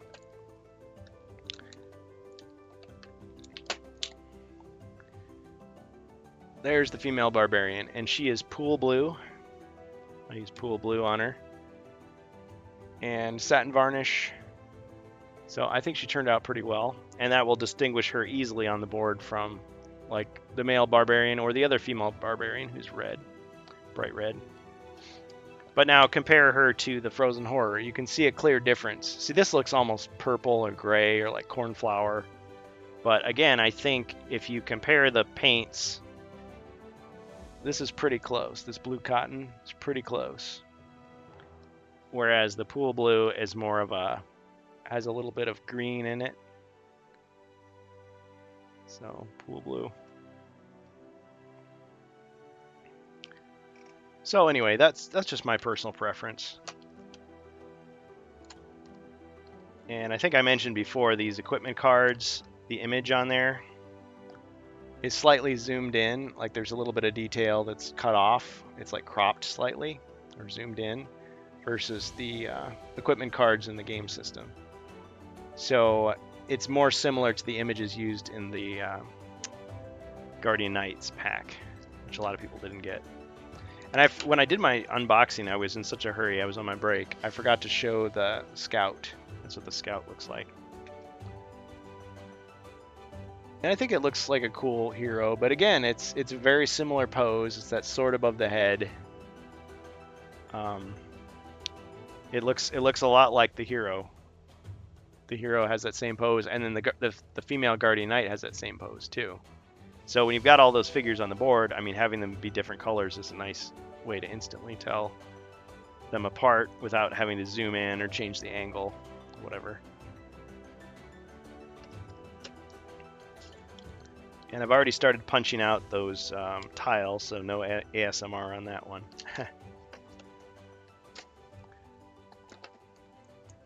So yeah, the other news item that people were talking about that I'm slowly getting to is this alternate box. So there's an alternate box, and this was on Reddit. So credit to Brilliant Celeste887 and Dragon who reported it. So let me just bring that up. Okay, so here you've got this huge, gigantic box. I mean, the box for the Mythic tier and then the retail version is probably bigger than you needed, because when you open it up, there you've got the two trays that contain the miniatures and the furniture and the cards and everything, and then underneath that there's a false bottom, and it's just a piece of white cardboard, and you just pull it up and there's nothing underneath. So it's like, oh, so is that you can hide stuff in there? Or why didn't they use that piece of cardboard as an armory, like a board? They could have done it easily. So there's not a lot of reason. I mean, you can pull, as Cosmic Tavern showed in his early video, a great guy on YouTube, one of the first fan unboxings, was really awesome. He showed that you could just take all those trays and extra cardboard out, and you could fit all the Mythic tier stuff inside the one box. So that's one cool thing about the big box. But now that it's in retail, it doesn't serve a lot of purpose for people to have that extra large box. It takes up more room on the shelf. So if it's in an actual store, I guess it's more advertising. It's like, hey, look at this awesome big game, but they maybe can't stock as many. So there could be reasons why. But yeah, here, so I'll just go through these pictures again, thanks to this person who posted. So you've got, whoa, zoomed way in. So you've got the old game system, well, old from 2021, and then you've got the newer one that's slightly smaller. But then if you go to the next picture, original on the left, new on the right. So you can see it's much smaller. So it takes up less room. The artwork is rearranged to fit the new box. And let's see what else. So this is the original clip out tray with bent minis. Yeah, a lot of people complained about those. I mean, you dip them in boiling water, dip them in cold water, they're fine. But when you put them back in the tray, they get bent again.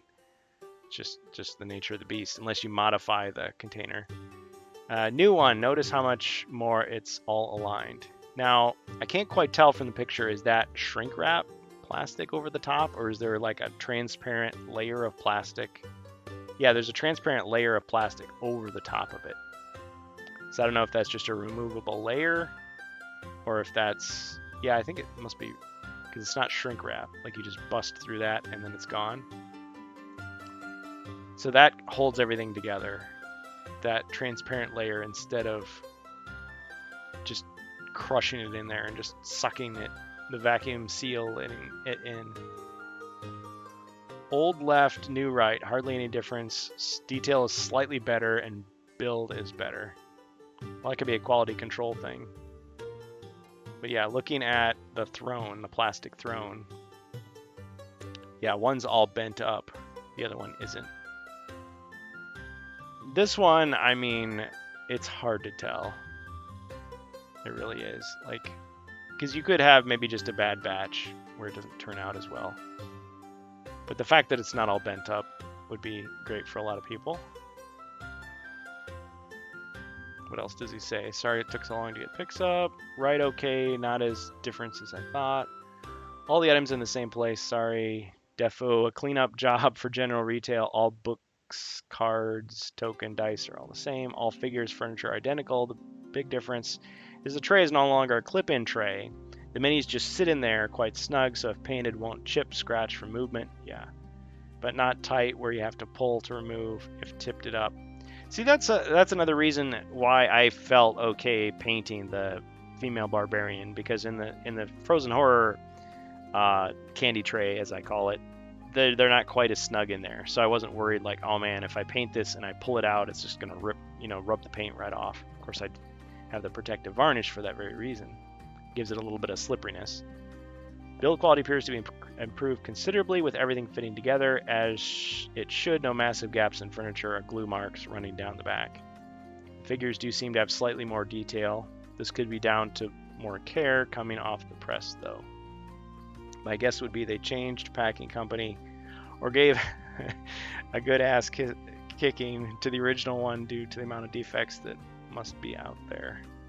This is how it should have been from the start, not with us sitting there dipping minis in hot and cold baths to straighten up or filling cracks with green stuff. Hopefully Hasbro have got their acts together and this is the quality going forward. Seems like he's spouting truth there. Alright, so another pics, let's see, those are the doors. All the parts in the new tray just slide right out, no clipping or pulling required. Well, that's good.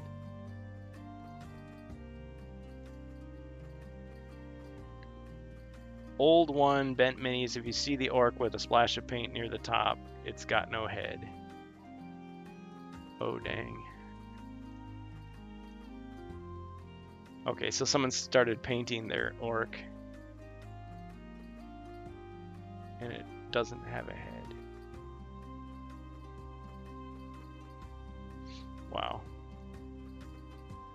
See, now those might look like butter knife swords there, but no, it actually, if you look closely, it has like little serrations and like chips in it and stuff. It's very detailed.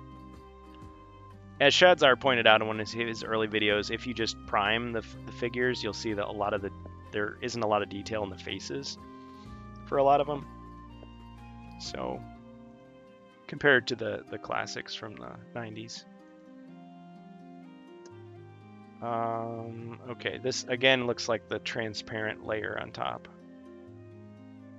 But I'm just wondering, is that clear plastic that just breaks off? It looks like a little kind of plastic bubble that you just pull the whole thing off. Like everything is sealed inside. Okay, those dice, I'm looking at it right now. Look at those dice. Okay, I can see right away. This lion, so on the upper left, does not look that great. Like it's got the partial face missing. But this one up here, look how perfect it looks. This one, not so good. This one here, perfect. So these two look great. The one right below the red dice looks just amazing. The black shields, even though there's some distortion because you can see the clear plastic over the top, it's distorting it slightly. Like you can tell that there's some quality improvements there. So then even the dice are looking better. So I guess if you go out and buy the HeroQuest game system now with a smaller box, you're going to get like a slightly improved product, which always improving their products, it's a good thing. So what we got with the Mythic tier, I mean, it isn't so much a collector's edition, except for the Mythics exclusives. I mean, I don't care about that. Like, I would be fine if all that stuff was released to the public. I don't feel like I need to be special and, oh, I bought it at this specific time. Like, I have the memory of buying it. That's enough for me. I don't need something that I can wave around in public and, like, prove to everyone that I'm so cool because I got it before everybody else. Just everybody should have the opportunity to get it if they want it. Like, I think that's what it is. HeroQuest is supposed to be for everybody. Not just for elite collectors, not just for people that hang out online all the time looking for deals. I mean, if you're one of those, there's nothing wrong with that. It's just that, you know, you may not have time to do that if you've got a family to take care of and you just, game night's coming up and you're like, okay, I'm going to go out and buy a game. Where's the game? Oh, there it is on the shelf. Perfect. Don't have to worry. And it's good quality and I can count on it. That's what you want. You want that reputation there. So, showing the Chaos Warriors, or the Dread Warriors, excuse me. You can see the little stress mark on the mace there. But other than it being less bent up, I don't really see the big deal for these. But yeah, it looks like the dice quality is better now. Easier to pop the stuff in and out of the tray. More efficient use of space. That's all a good thing. So you're paying more for the... I mean, the biggest thing about the Mythic Tier Pledge version is, yeah, we got it sooner. We got a major discount. We saved $40, and we got a bunch of exclusive stuff way before anybody else's. But what good is all that stuff if you can't share it? So you can play it with your immediate friends and family, but you can play it online. That's about it. So, also, if you get, as other people pointed out, Keller's Keep and Return of the Witchlord in the retail versions, the backs of the tiles are black, and they have like a finish on them, as opposed to the Pledge version where it was just kind of like a rough, kind of white, just basic. It was almost like unfinished cardboard on the back, because you're not supposed to look at the back. There's nothing there, and why would you ever flip it over? But it just looks like a little bit nicer, just a little bit smoother. I guess there are a couple tiles that are supposed to slide around on the board, and if they had a smooth finish on the bottom, it would be easier to do that. So like the Death Mist and Return of the Witchlord. So it's just a little nice thing that they could put there. So that's that. Covering that bit of news. So the retail box is different and looks like improved. I think it's a good thing. So yeah, as I recommend to friends and family or gift them the HeroQuest set, I feel a little more confident knowing that the product is even better than it was initially. So what else do we have? So we're kind of nearing the end of our time, but as usual on Saturdays we do like to play HeroQuest Live, and so I had a request to use these square dice on the table.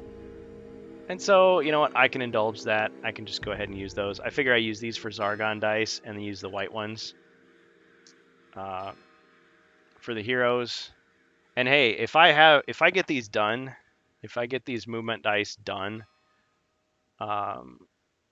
tonight or in time for tomorrow evening, 6 p.m. Central Standard Time, we can use those too. I don't know if they'll be ready though. I mean, that paint dries pretty quick, but that chrome takes a long time to set. It really does. So I might stop by the local game shop and see if I can find some of that Liberator or Auric gold, and at least then I can say that I've tried it. I mean, I've seen people use it on camera, and it looks great on camera. And I guess that's the main thing I'm looking for. I'm looking for something that looks good on the table, so like 3 feet away, and looks good on camera, as opposed to just, in perfect lighting behind glass on a mantelpiece. Like, if I was that kind of an artist, I'd probably be doing something else with my time instead of just doing this, because I'm all about the game, and if it looks good enough to me, but some things it just doesn't quite look right, and I want to just get it a little better. So like Hasbro and everything, they're tweaking it slightly, they're improving it slightly, they're releasing just a little bit nicer product, and building up that goodwill. But tomorrow we will be playing our normal game, 6 to 10 p.m. I'll try to stick to that time pretty strictly, just because I don't want to be staying up all night, because I do have to get up in the morning the next day. I don't want to stay up all night, and I don't want to keep people waiting either, because we like to play HeroQuest. And we'll be playing Quest 5, The Deadly Depths, again. I have toyed with the idea of doing some side quests, some solo quests. Cheers, Dead Gamer. Because there's no way we're going to finish the Frozen Horror by the time the official release happens. No way. I mean, August 1st. And we're only on Quest 5. I mean, we'd have to pull some all-nighters. We'd just really... But I mean, I've done everything I can to speed up the game, and still it's slow. Because we have the Twitch interaction, because I talk about other stuff. It's not just... I mean, we're having a good time. We're bonding. We're BSing. We're not just strictly playing the game on a clock. Get this done as quickly as possible. We're giving people time to respond to things, and there is a slight delay in the camera. And I know people have given me some advice. They said, well, there's different ways that you can stream using Discord video, and maybe it won't be as much of a delay for the players. The other bit of suggestion that I was given is use Tabletop Simulator more. Okay. I see Tabletop Simulator as a tool where if we want to have a special guest Zargon and they don't have my setup, like they don't have all these cameras, to like move the board around, and it would be much easier for them to just, get on Steam, spend $20 if they don't have it already, get Tabletop Simulator, download the 2 or 3 HeroQuest modules, HeroQuest Master Edition, the one with the mercenaries, and maybe one other one, Frozen Horror if they need it. Actually, I think Frozen Horror is in Master Edition now. But yeah, download those 3 modules and then 2 or 3 modules, and you're good to go. You can be Zargon, and if somebody doesn't have Tabletop Simulator, they can still talk on Discord and follow along on the Twitch stream. So it still works. But it'd be a lot easier so that I wouldn't always have to be Zargon, which I don't mind. I like playing as Zargon. I think it's one of the most fun ways to play HeroQuest. But if I never get to play as a hero, that's also kind of a disappointment. So if anybody wants to be a special guest Zargon and just continue on, they're welcome to it. Hey, Strange Bus is here. Welcome. Yeah, we've got some new people here. Of course, Jason J, acknowledging him. Lori Pub, Sapphire Mist. Again, I don't necessarily know if any of these folks are bots. If they are, feel free to ban them with my blessing. But yeah, just talking about it. So yeah, as I mentioned earlier, the rant cast, which is, I always have a good time on the rant cast. That's going to be every other Thursday moving forward. I mean, unless Strange Bus has any updates for us on that. But I think what we talked about is every other Thursday. It's just going to be easier for both our schedules. Sapphire Mist, not a bot. Excellent. Yeah. Well, I can respect that. I mean, nothing against bots, our artificial person friends, but some of them can cause trouble in Twitch, so we... yeah. Listening, yep. Morgan Catan. Oh, excellent. Yeah, I forgot to check the Discord. Are you actually in the quest talk? No, you're not. Because we have a general talk. Like, I actually had someone pop in there, and I thought, oh, I need to get on there and talk to them, but then they popped out of it so quickly. So I have some other people posting their dice images. Let's just take a quick look here. So yeah, we've covered a lot of different things. I'm the one that got the double set old HeroQuest off eBay. Oh, congratulations. Yeah. So I specifically thanked the 100 followers that we've gotten on Twitch. And as far as Discord goes, man, we've blown up there. And a lot of it is thanks to, I think, Amalgamash. He's done a lot to promote us. He's had a lot of good videos, and I kind of ribbed him a little bit about how he's always beating us to the punch with his videos and getting way more views. But hey, you got it, flaunt it, right? So I just tease him. And he and I go back and forth. We don't agree on certain things, strongly disagree on certain things. But he says a lot of cool stuff, too, that I 100% agree with. So if you ever see us, don't assume that we're rivals. We're just passionate about what we talk about, and we need that in HeroQuest fans. If we all just kind of just agreed on the same stuff, it'd be pretty boring. And yet, there are a lot of things that people in the community agree with. So there's the classic dice in this picture here, and there's some examples of some bad quality control on those dice, and then some slightly better ones. See, that's what that middle one is what I think they should look like, that they were going for mostly. These are even better, yeah. And then of course the movement dice. Let's see who posted that picture. That was Jace, once again, Jace or J. Probably Reddit. I found the Discord off of Reddit or Facebook group. See, when the Facebook group first started, because there's actually a Ye Olde Inn Facebook group, and there's like 2 other HeroQuest groups, and one of them, like, they demanded Like you have to put your real profile picture and your real name, and then you have to ask them to be invited. And I'm like, come on, why you gotta be like that? Like you think I'm gonna troll you? If you don't trust me, forget it. And even just the regular group, I think I joined it for like a week or so, and then I was just like, nah, because it's just like having a feed. Like the stuff just appears and it's gone, and like stuff gets buried. It's just so much harder to find stuff. And yeah, it's people posting their paint jobs on their figures. That's cool. And then posting, oh look, I bought it and I unboxed it. But it's just I don't know. It's just a lot of people asking the same questions over and over again. Not necessarily the yield in people, but just I don't know. It just seems like a waste of time to me. So I would much rather go to a forum.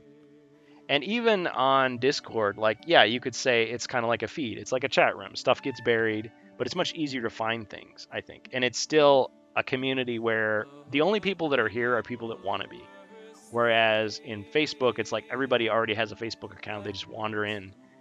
They may not care at all. They may just, I mean, I'm not saying that they're full of trolls or anything, but it's just like, and all your personal stuff is out there too. That's the other thing. It's like, maybe you don't want to just put all that and wave it in everyone's face. You don't want to talk about politics. You don't want to talk about, religion. You don't want to talk about your family. You just want to talk about HeroQuest, or you just want to lurk and see other people talk about HeroQuest. It's like, what's wrong with that? So I'd rather do it on a forum. I'd rather do it on a Discord. So I just kind of removed myself from there. I think I was on there briefly because I wanted to see what other people were posting. Like, oh, I'm going to miss stuff. Nowadays, I'll just ask people politely, hey, if you found that on Facebook, do you mind posting it here? For people that don't, just like with people that have Twitter. I mean, there's people that are, and I'm grateful that they spend so much time, bless them, on Twitter, reading all that stuff. And it's like if something cool happens, just let us know. Like, because I'm not on there with an account, like, trolling around looking for stuff. But there's people that do it, and they can tolerate it. That's great. Yeah. So yeah. Definitely, we've had a lot of people who have helped us grow, and I'm grateful to them. Strange Bus has done a lot. I mean, with those simulcasts, we got a ton of members joining. And I think there's 2 other HeroQuest Discords, and I'm not afraid to promote these guys. It's not a matter of like, oh, we're burning rivals or anything. But let's just see. So you can see right there. So we've got the HeroQuest fans Discord has only 34 online, 165 members. It's wow. It was like 150 last time I checked. So we've grown leaps and bounds. Then we've got the HeroQuest Discord. This is the one, I guess you can't tell just by looking, but oh yeah, it does have the link. I think these are the guys that do the tabletop simulator. So they've got 383 members, a lot of people. That's the biggest one that I know about. And then Mentor Study, I don't know as much about this one, but that's got 206. But I mean, I've got them all open all the time. But it seems like we're one of the more active ones. At least that's the impression I've been given.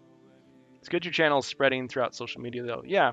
See, the thing is, like, it's a lot of it is limited by my personal desires and personal time. Like, if I really wanted to, I could be on Twitter posting stuff like every day. Like, there's people that do that. Like, they're dedicated to posting stuff on social media. I could be on Facebook posting stuff all the time.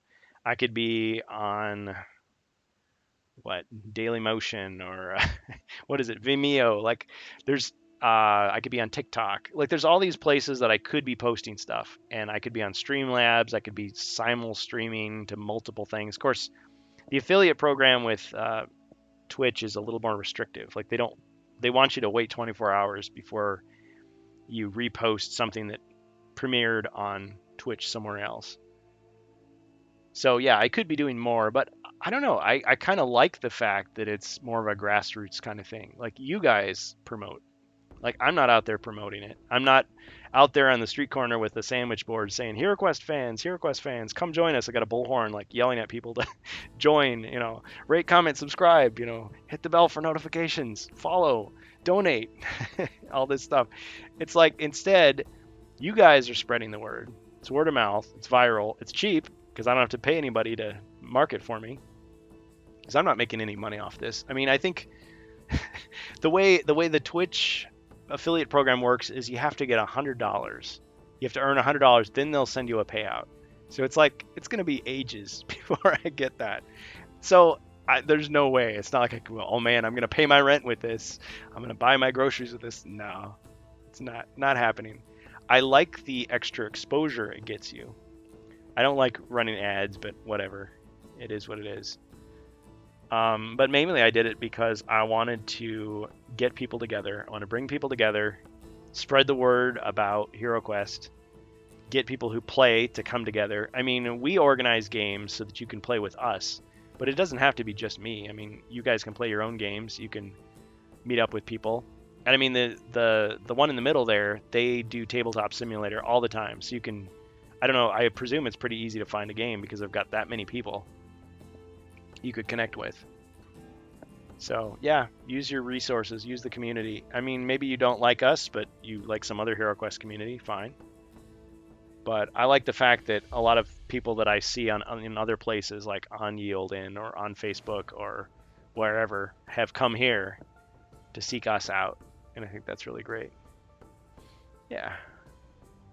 But I mean, yeah, I could be spending money hand over fist to try to like get people to come, but I don't know. It's first of all, I don't have that marketing budget, and second, I think it grows organically, and that seems. I mean, yes, you could say, oh, I worked so hard marketing myself, and now I'm famous, but it's like if people just grow their own community, and it's not about me. Like I could go away, and this community would still be great. So I mean, somebody else would have to do the live games, but. You know, I'm sure there's other people that would be willing. Just buy yourself a few cheap cameras and halfway decent mid-range computer, and you're good to go. Just take the time. So yeah, thanks everybody for joining. So yeah, just a reminder that tomorrow we will be doing a live game. Once again, doing the Frozen Horror. I have the original reproduction assets already that we've been playing with, but I'm adding the official remake assets to it, so you'll see the new miniatures. But I'll continue to sprinkle in classic miniatures because I like the original artwork and everything. Although I got to say the remake set, they did a great job with this. And again, kudos to them for releasing Into the Northlands, that PDF online free quest by Doug Hopkins, Into the Northlands, which has those play suggestions, which some of which we've used. I mean, we did play that. Solo quest. Yeah, and if we could really, I would love to get Ric Flair to do the intro to the Rantcast. If anybody knows his agent, I mean, I guess you can pay him to do that, but he does charge a little bit more than a lot of other celebrities out there. So, Ric Flair on the Rantcast, woo! Rick, if you're out there, call us. Yeah, good old Ric Flair. Hope he's doing well. All right. Well, are there any other topics in the world of HeroQuest anybody wants to drop in? Let us know. Pat the NES Punk. Yeah, I've seen some of his stuff. I remember him. He's still around. He's still doing stuff. I guess there was an NES HeroQuest game that was never released. The alpha or the beta is out there, and people have hacked it so it's playable. It's really primitive, but that's the Nintendo Entertainment System for you. You know, a 1985 game console, 8-bit, and they were able to squeeze HeroQuest into it mostly. You can only have 2 heroes at a time. You can either play with 1 hero or 2 heroes, so they probably modified the difficulty for that. But it actually has more of the game in it than the official PC game from '91. I should show that sometime. I felt like it was hard to control because again, you've got a controller with 4 buttons and you're trying to like control the whole board game with it. Like try playing a board game on have him on the Rantcast, not just as the intro. Sure. Yeah, because he's like the sort of person that would be great for ranting, riffing on.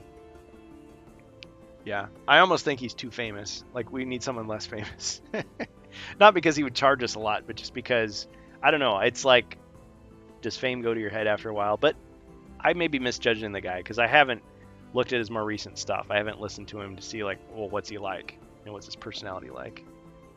But yeah, Strange Bus, if you want to look into that, I mean, I'm open to suggestions. Like, I'm along for the ride. I'm riding the bus when I do that, the Rantcast, because you host the show and I co-host with you, and it's always cool to have other perspectives on there, somebody to riff on.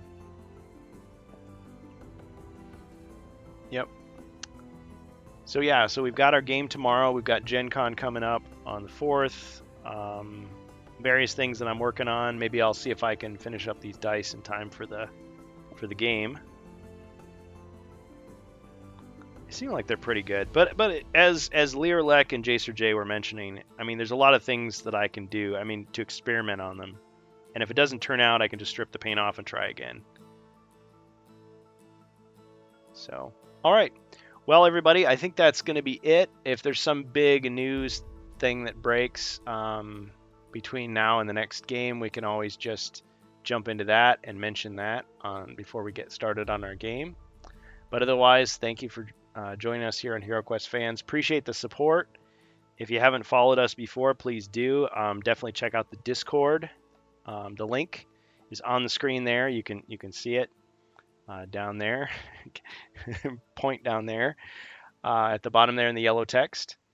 Stream tonight. Hope you can make it. Yeah, Strange Bus. Depending on what I'm doing, like if I'm just painting or something, that's like the perfect time to check out your stream, because like a lot of other people, it's like the Bob Ross thing. You have them in the background while you're doing something else. And I like to interact. I definitely like to interact. And I make a big deal about on our stream interacting. And I know you interact as well, because on the bus, the Strange Bus, you can use your bus tokens to influence the game. Like do dark side actions and light side actions when you're playing KOTOR, that sort of thing. Just like with HeroQuest Fans, we'll let you use your gold coins to like buy monsters or buy potions in the game. So cool. So yeah, everybody check out The Strange Bus on twitch.tv. And I know that I put together a playlist of the Rantcast, because I love the Rantcast and I want people to watch it and laugh at us and laugh with us. KOTOR 2. Oh, okay. Doing KOTOR 2. Let's see. Yeah, the Rantcast episode 3, I think, is only on Twitch. And the reason for that, I think you were telling me, is that there was a lot of copyright claims on the music. Like, it's so annoying for content creators. Like, you're trying to play these games and just any little bit of music anywhere just gets flagged. And it's just really annoying. So what do? Do you mute stuff? Do you clip stuff out? Like in the one stream, I mean, I played The Rock's music, for the WWE move, the wrestling move. And it was just a few seconds from the, oh yeah, no, I remember. Yeah, I was just playing a few seconds from audio alerts and they flagged that, so I had to dub that over. Yeah, when Strange Bus and I were talking about movies, we had the trailers playing in the background, and I don't think we even had sound, and they still flagged it. Because it's like, oh, we can't show a trailer.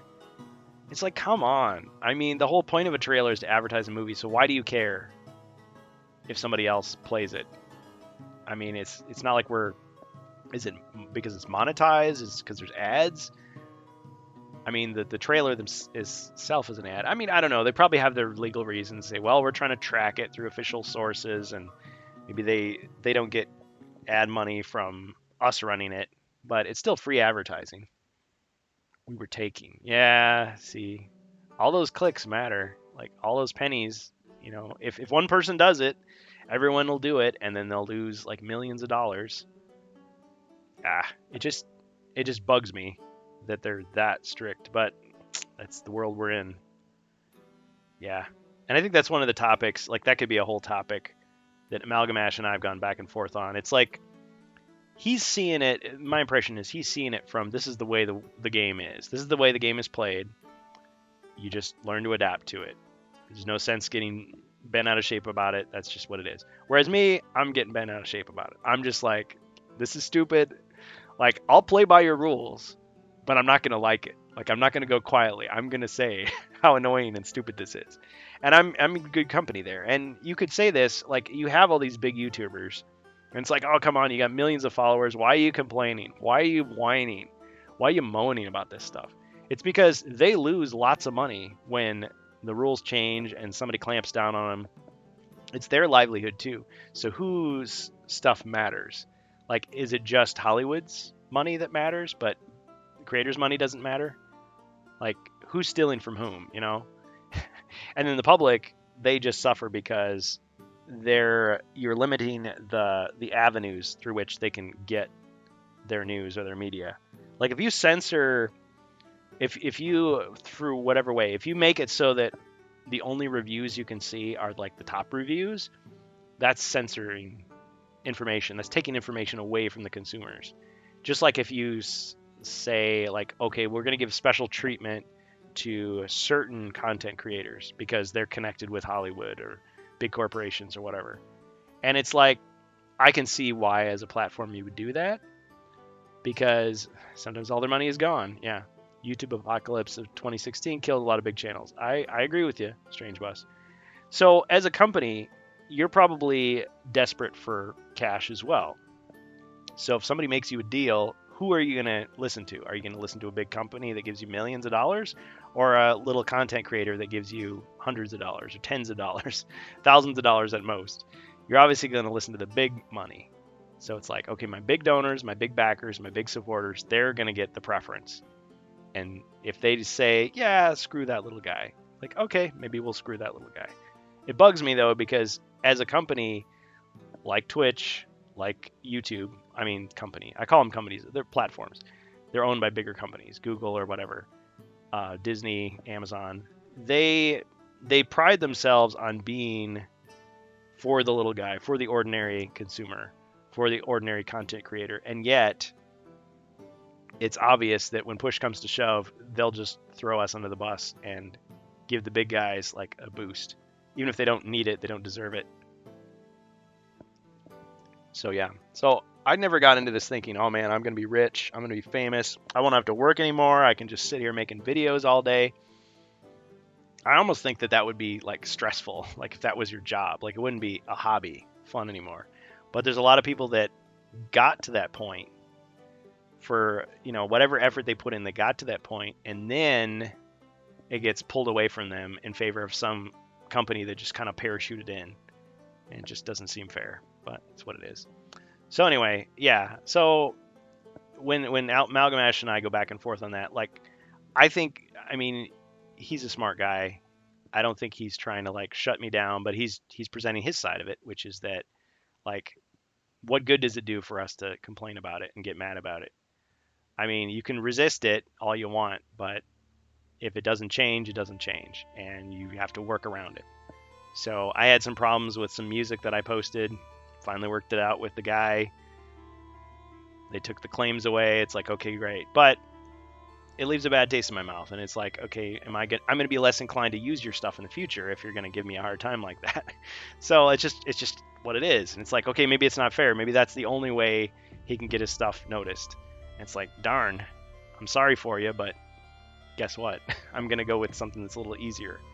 You know, if it's Kevin MacLeod, it's Kevin MacLeod. And he's not the only one, but I'm just using him as an example because everybody knows him, Kevin MacLeod. So yeah, those could be topics for the next Rantcast. There's a lot of talk about Lord of the Rings. There's some upcoming games, movies, stuff to talk about. I never saw Morbius, but there's all those memes that I missed out on. There's a lot of topics, so a lot of things to get angry about, a lot of things to get excited about for the next Rantcast. So I'm definitely looking forward to it, Strange Bus. I definitely am.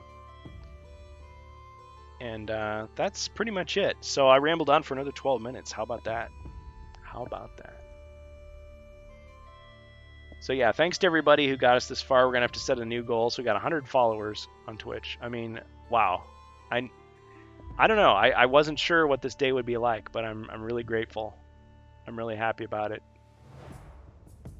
And I don't look at it as, man, I really just worked my butt off and earned that. It's just more like, hey, I had fun doing this stuff, and other people promoted it and spread the word and joined and made it something special.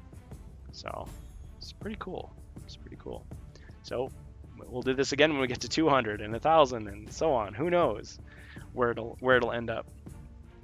But the spirit is alive. So just because I'm not doing everything, like, doesn't matter. Like, as long as somebody's doing it, if somebody's out there promoting that community spirit, whether it's Yolden or these other communities on other social media, it's gonna go, because HeroQuest survived for 3 decades with no company support at all, and it could survive another 3 decades with no company support at all. All that it takes is for individuals to get together and just keep it going.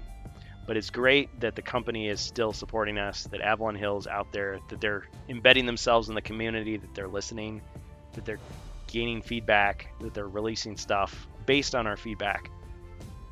And that a lot of the fear was that, they're only going to listen to people on Twitter. Oh man, now we all got to go to Twitter and fight with those people to try to make our voices heard. But they're not doing that. They're listening to us on Discord. They're listening on Facebook. They're listening on all these platforms. So they're smarter than we realize, And it wasn't necessarily a question of smartness. I think a lot of people were just afraid that, HeroQuest is so small, they don't have the budget to do this. They don't have the drive. They're not going to be able to do the work they need to do to maintain that bond with the community and that, ear to the ground to be able to hear, have their finger on the pulse of the, all the cliches, knowing what the fans want and being able to satisfy that as best they can. Like, they won't be able to do that, but they've found ways to do it. And I think that's great. So I guess we'll see in 1 week's time if that continues. Because I was really concerned about the Frozen Horror, but now I'm thinking, I don't know what the sales figures are like, but it looks like they've done a good job. And if they can make the Frozen Horror like a bestseller, then they can pretty much do whatever they want at this point. Because the problems with this set are no greater than the problems with any of the other editions. So a lot of people, this is the other thing I forgot to talk about. What about the European stuff? So, Hasbro's a global company. They own all the stuff. They can do what they want. Right, exactly. So, does that mean that Against the Ogre Horde is going to get remade? And if so, when? And is it going to be any different? Are they going to use the European rules? Are they going to convert it to the North American rules? Who knows? There's so little information about that. It's just a bunch of teases at this point. It's like, I would have no trouble imagining that the majority of the HeroQuest Legacy stuff is going to be remade at some point. The only question is when and how much is it going to change? Like, what would have to be done for that to happen? I think some people put out information which is probably not accurate, saying, isn't Games Workshop more tied up in those properties? I don't think they're tied up any more than they were in the other stuff. So maybe they wouldn't have a map of the old world slapped on the side of it unless they do a collab with Games Workshop. But otherwise, what do they have to change? Just a couple of, they just changed the artwork. And they could just release a supplement saying, by the way, since this was designed for the old rule set, here's how you play it with the new set. And not much has to be done. And fans can already figure it out, but the average buyer could just go online to Hasbro Pulse, read the, a 4-page PDF, and they know what to do. Now, I think when it comes to those other 2 packs, people in Europe are going to be familiar with those. People in North America won't. But it will be just like it is now, because you're shipping Frozen Horror all over the world. And so all these territories that never got that pack in the 90s all of a sudden have it. So they're going to be like, who the heck is this guy? Oh, this guy is from 92. Okay, well, all right, fine. Just like Americans are going to be like, Wizards of Morcar, what's that? Who are these guys? Like, all right, I'll buy it. It's HeroQuest. They've done right by me so far. Why not? Give it a shot. And if they want to throw in a couple extra improvements, give us some fancy dice or some new character pads, sweeten the deal, sure, whatever. So I wouldn't be surprised if all that stuff eventually does come out. But I guess we'll find out what they plan to do. Unless they're really tight-lipped again. But it really sounds like from the Discord conversations that they're just itching to release a whole bunch more information. So we'll find out soon. So yeah, I can speculate all I want to, but until we have some hard, concrete information, we just don't know. So all right, thank you everybody for joining us in HeroQuest fans. I'm just going to wrap this up because I've pretty much said everything I was going to say. Thank you for your support. We'll see some of you tomorrow on Twitch. We'll be playing once again Frozen Horror, trying to play some more quests. I mean, we do have some time-saving measures, but even with those time-saving measures, the game still goes long, and we still probably won't finish in one session. The Frozen Horror quests are long as it is, so I've just resigned myself to the fact that those adventures are long. But the point is, it's not about the treasure. It's the real treasure is the friends you made along the way, right? You know, yeah. Okay. All right, everybody have a great one. Take care, and definitely go check out the Strange Bus. Strange Bus, if you're still there, are you streaming now, or are you streaming later tonight?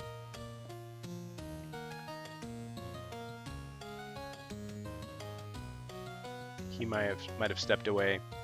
Well, in any case, oh yeah, he says have a good night. Everybody, check out the Strange Bus. There it is, 9 p.m. U.S. Central Standard Time. Excellent. Yeah, because I was gonna say if you were on now, we could raid you, but you know I know you've got other responsibilities, so no big deal. All right, I'm gonna just do a little bit more scouting on this paint situation and see what we can do. All right, catch you later. Thanks, everybody.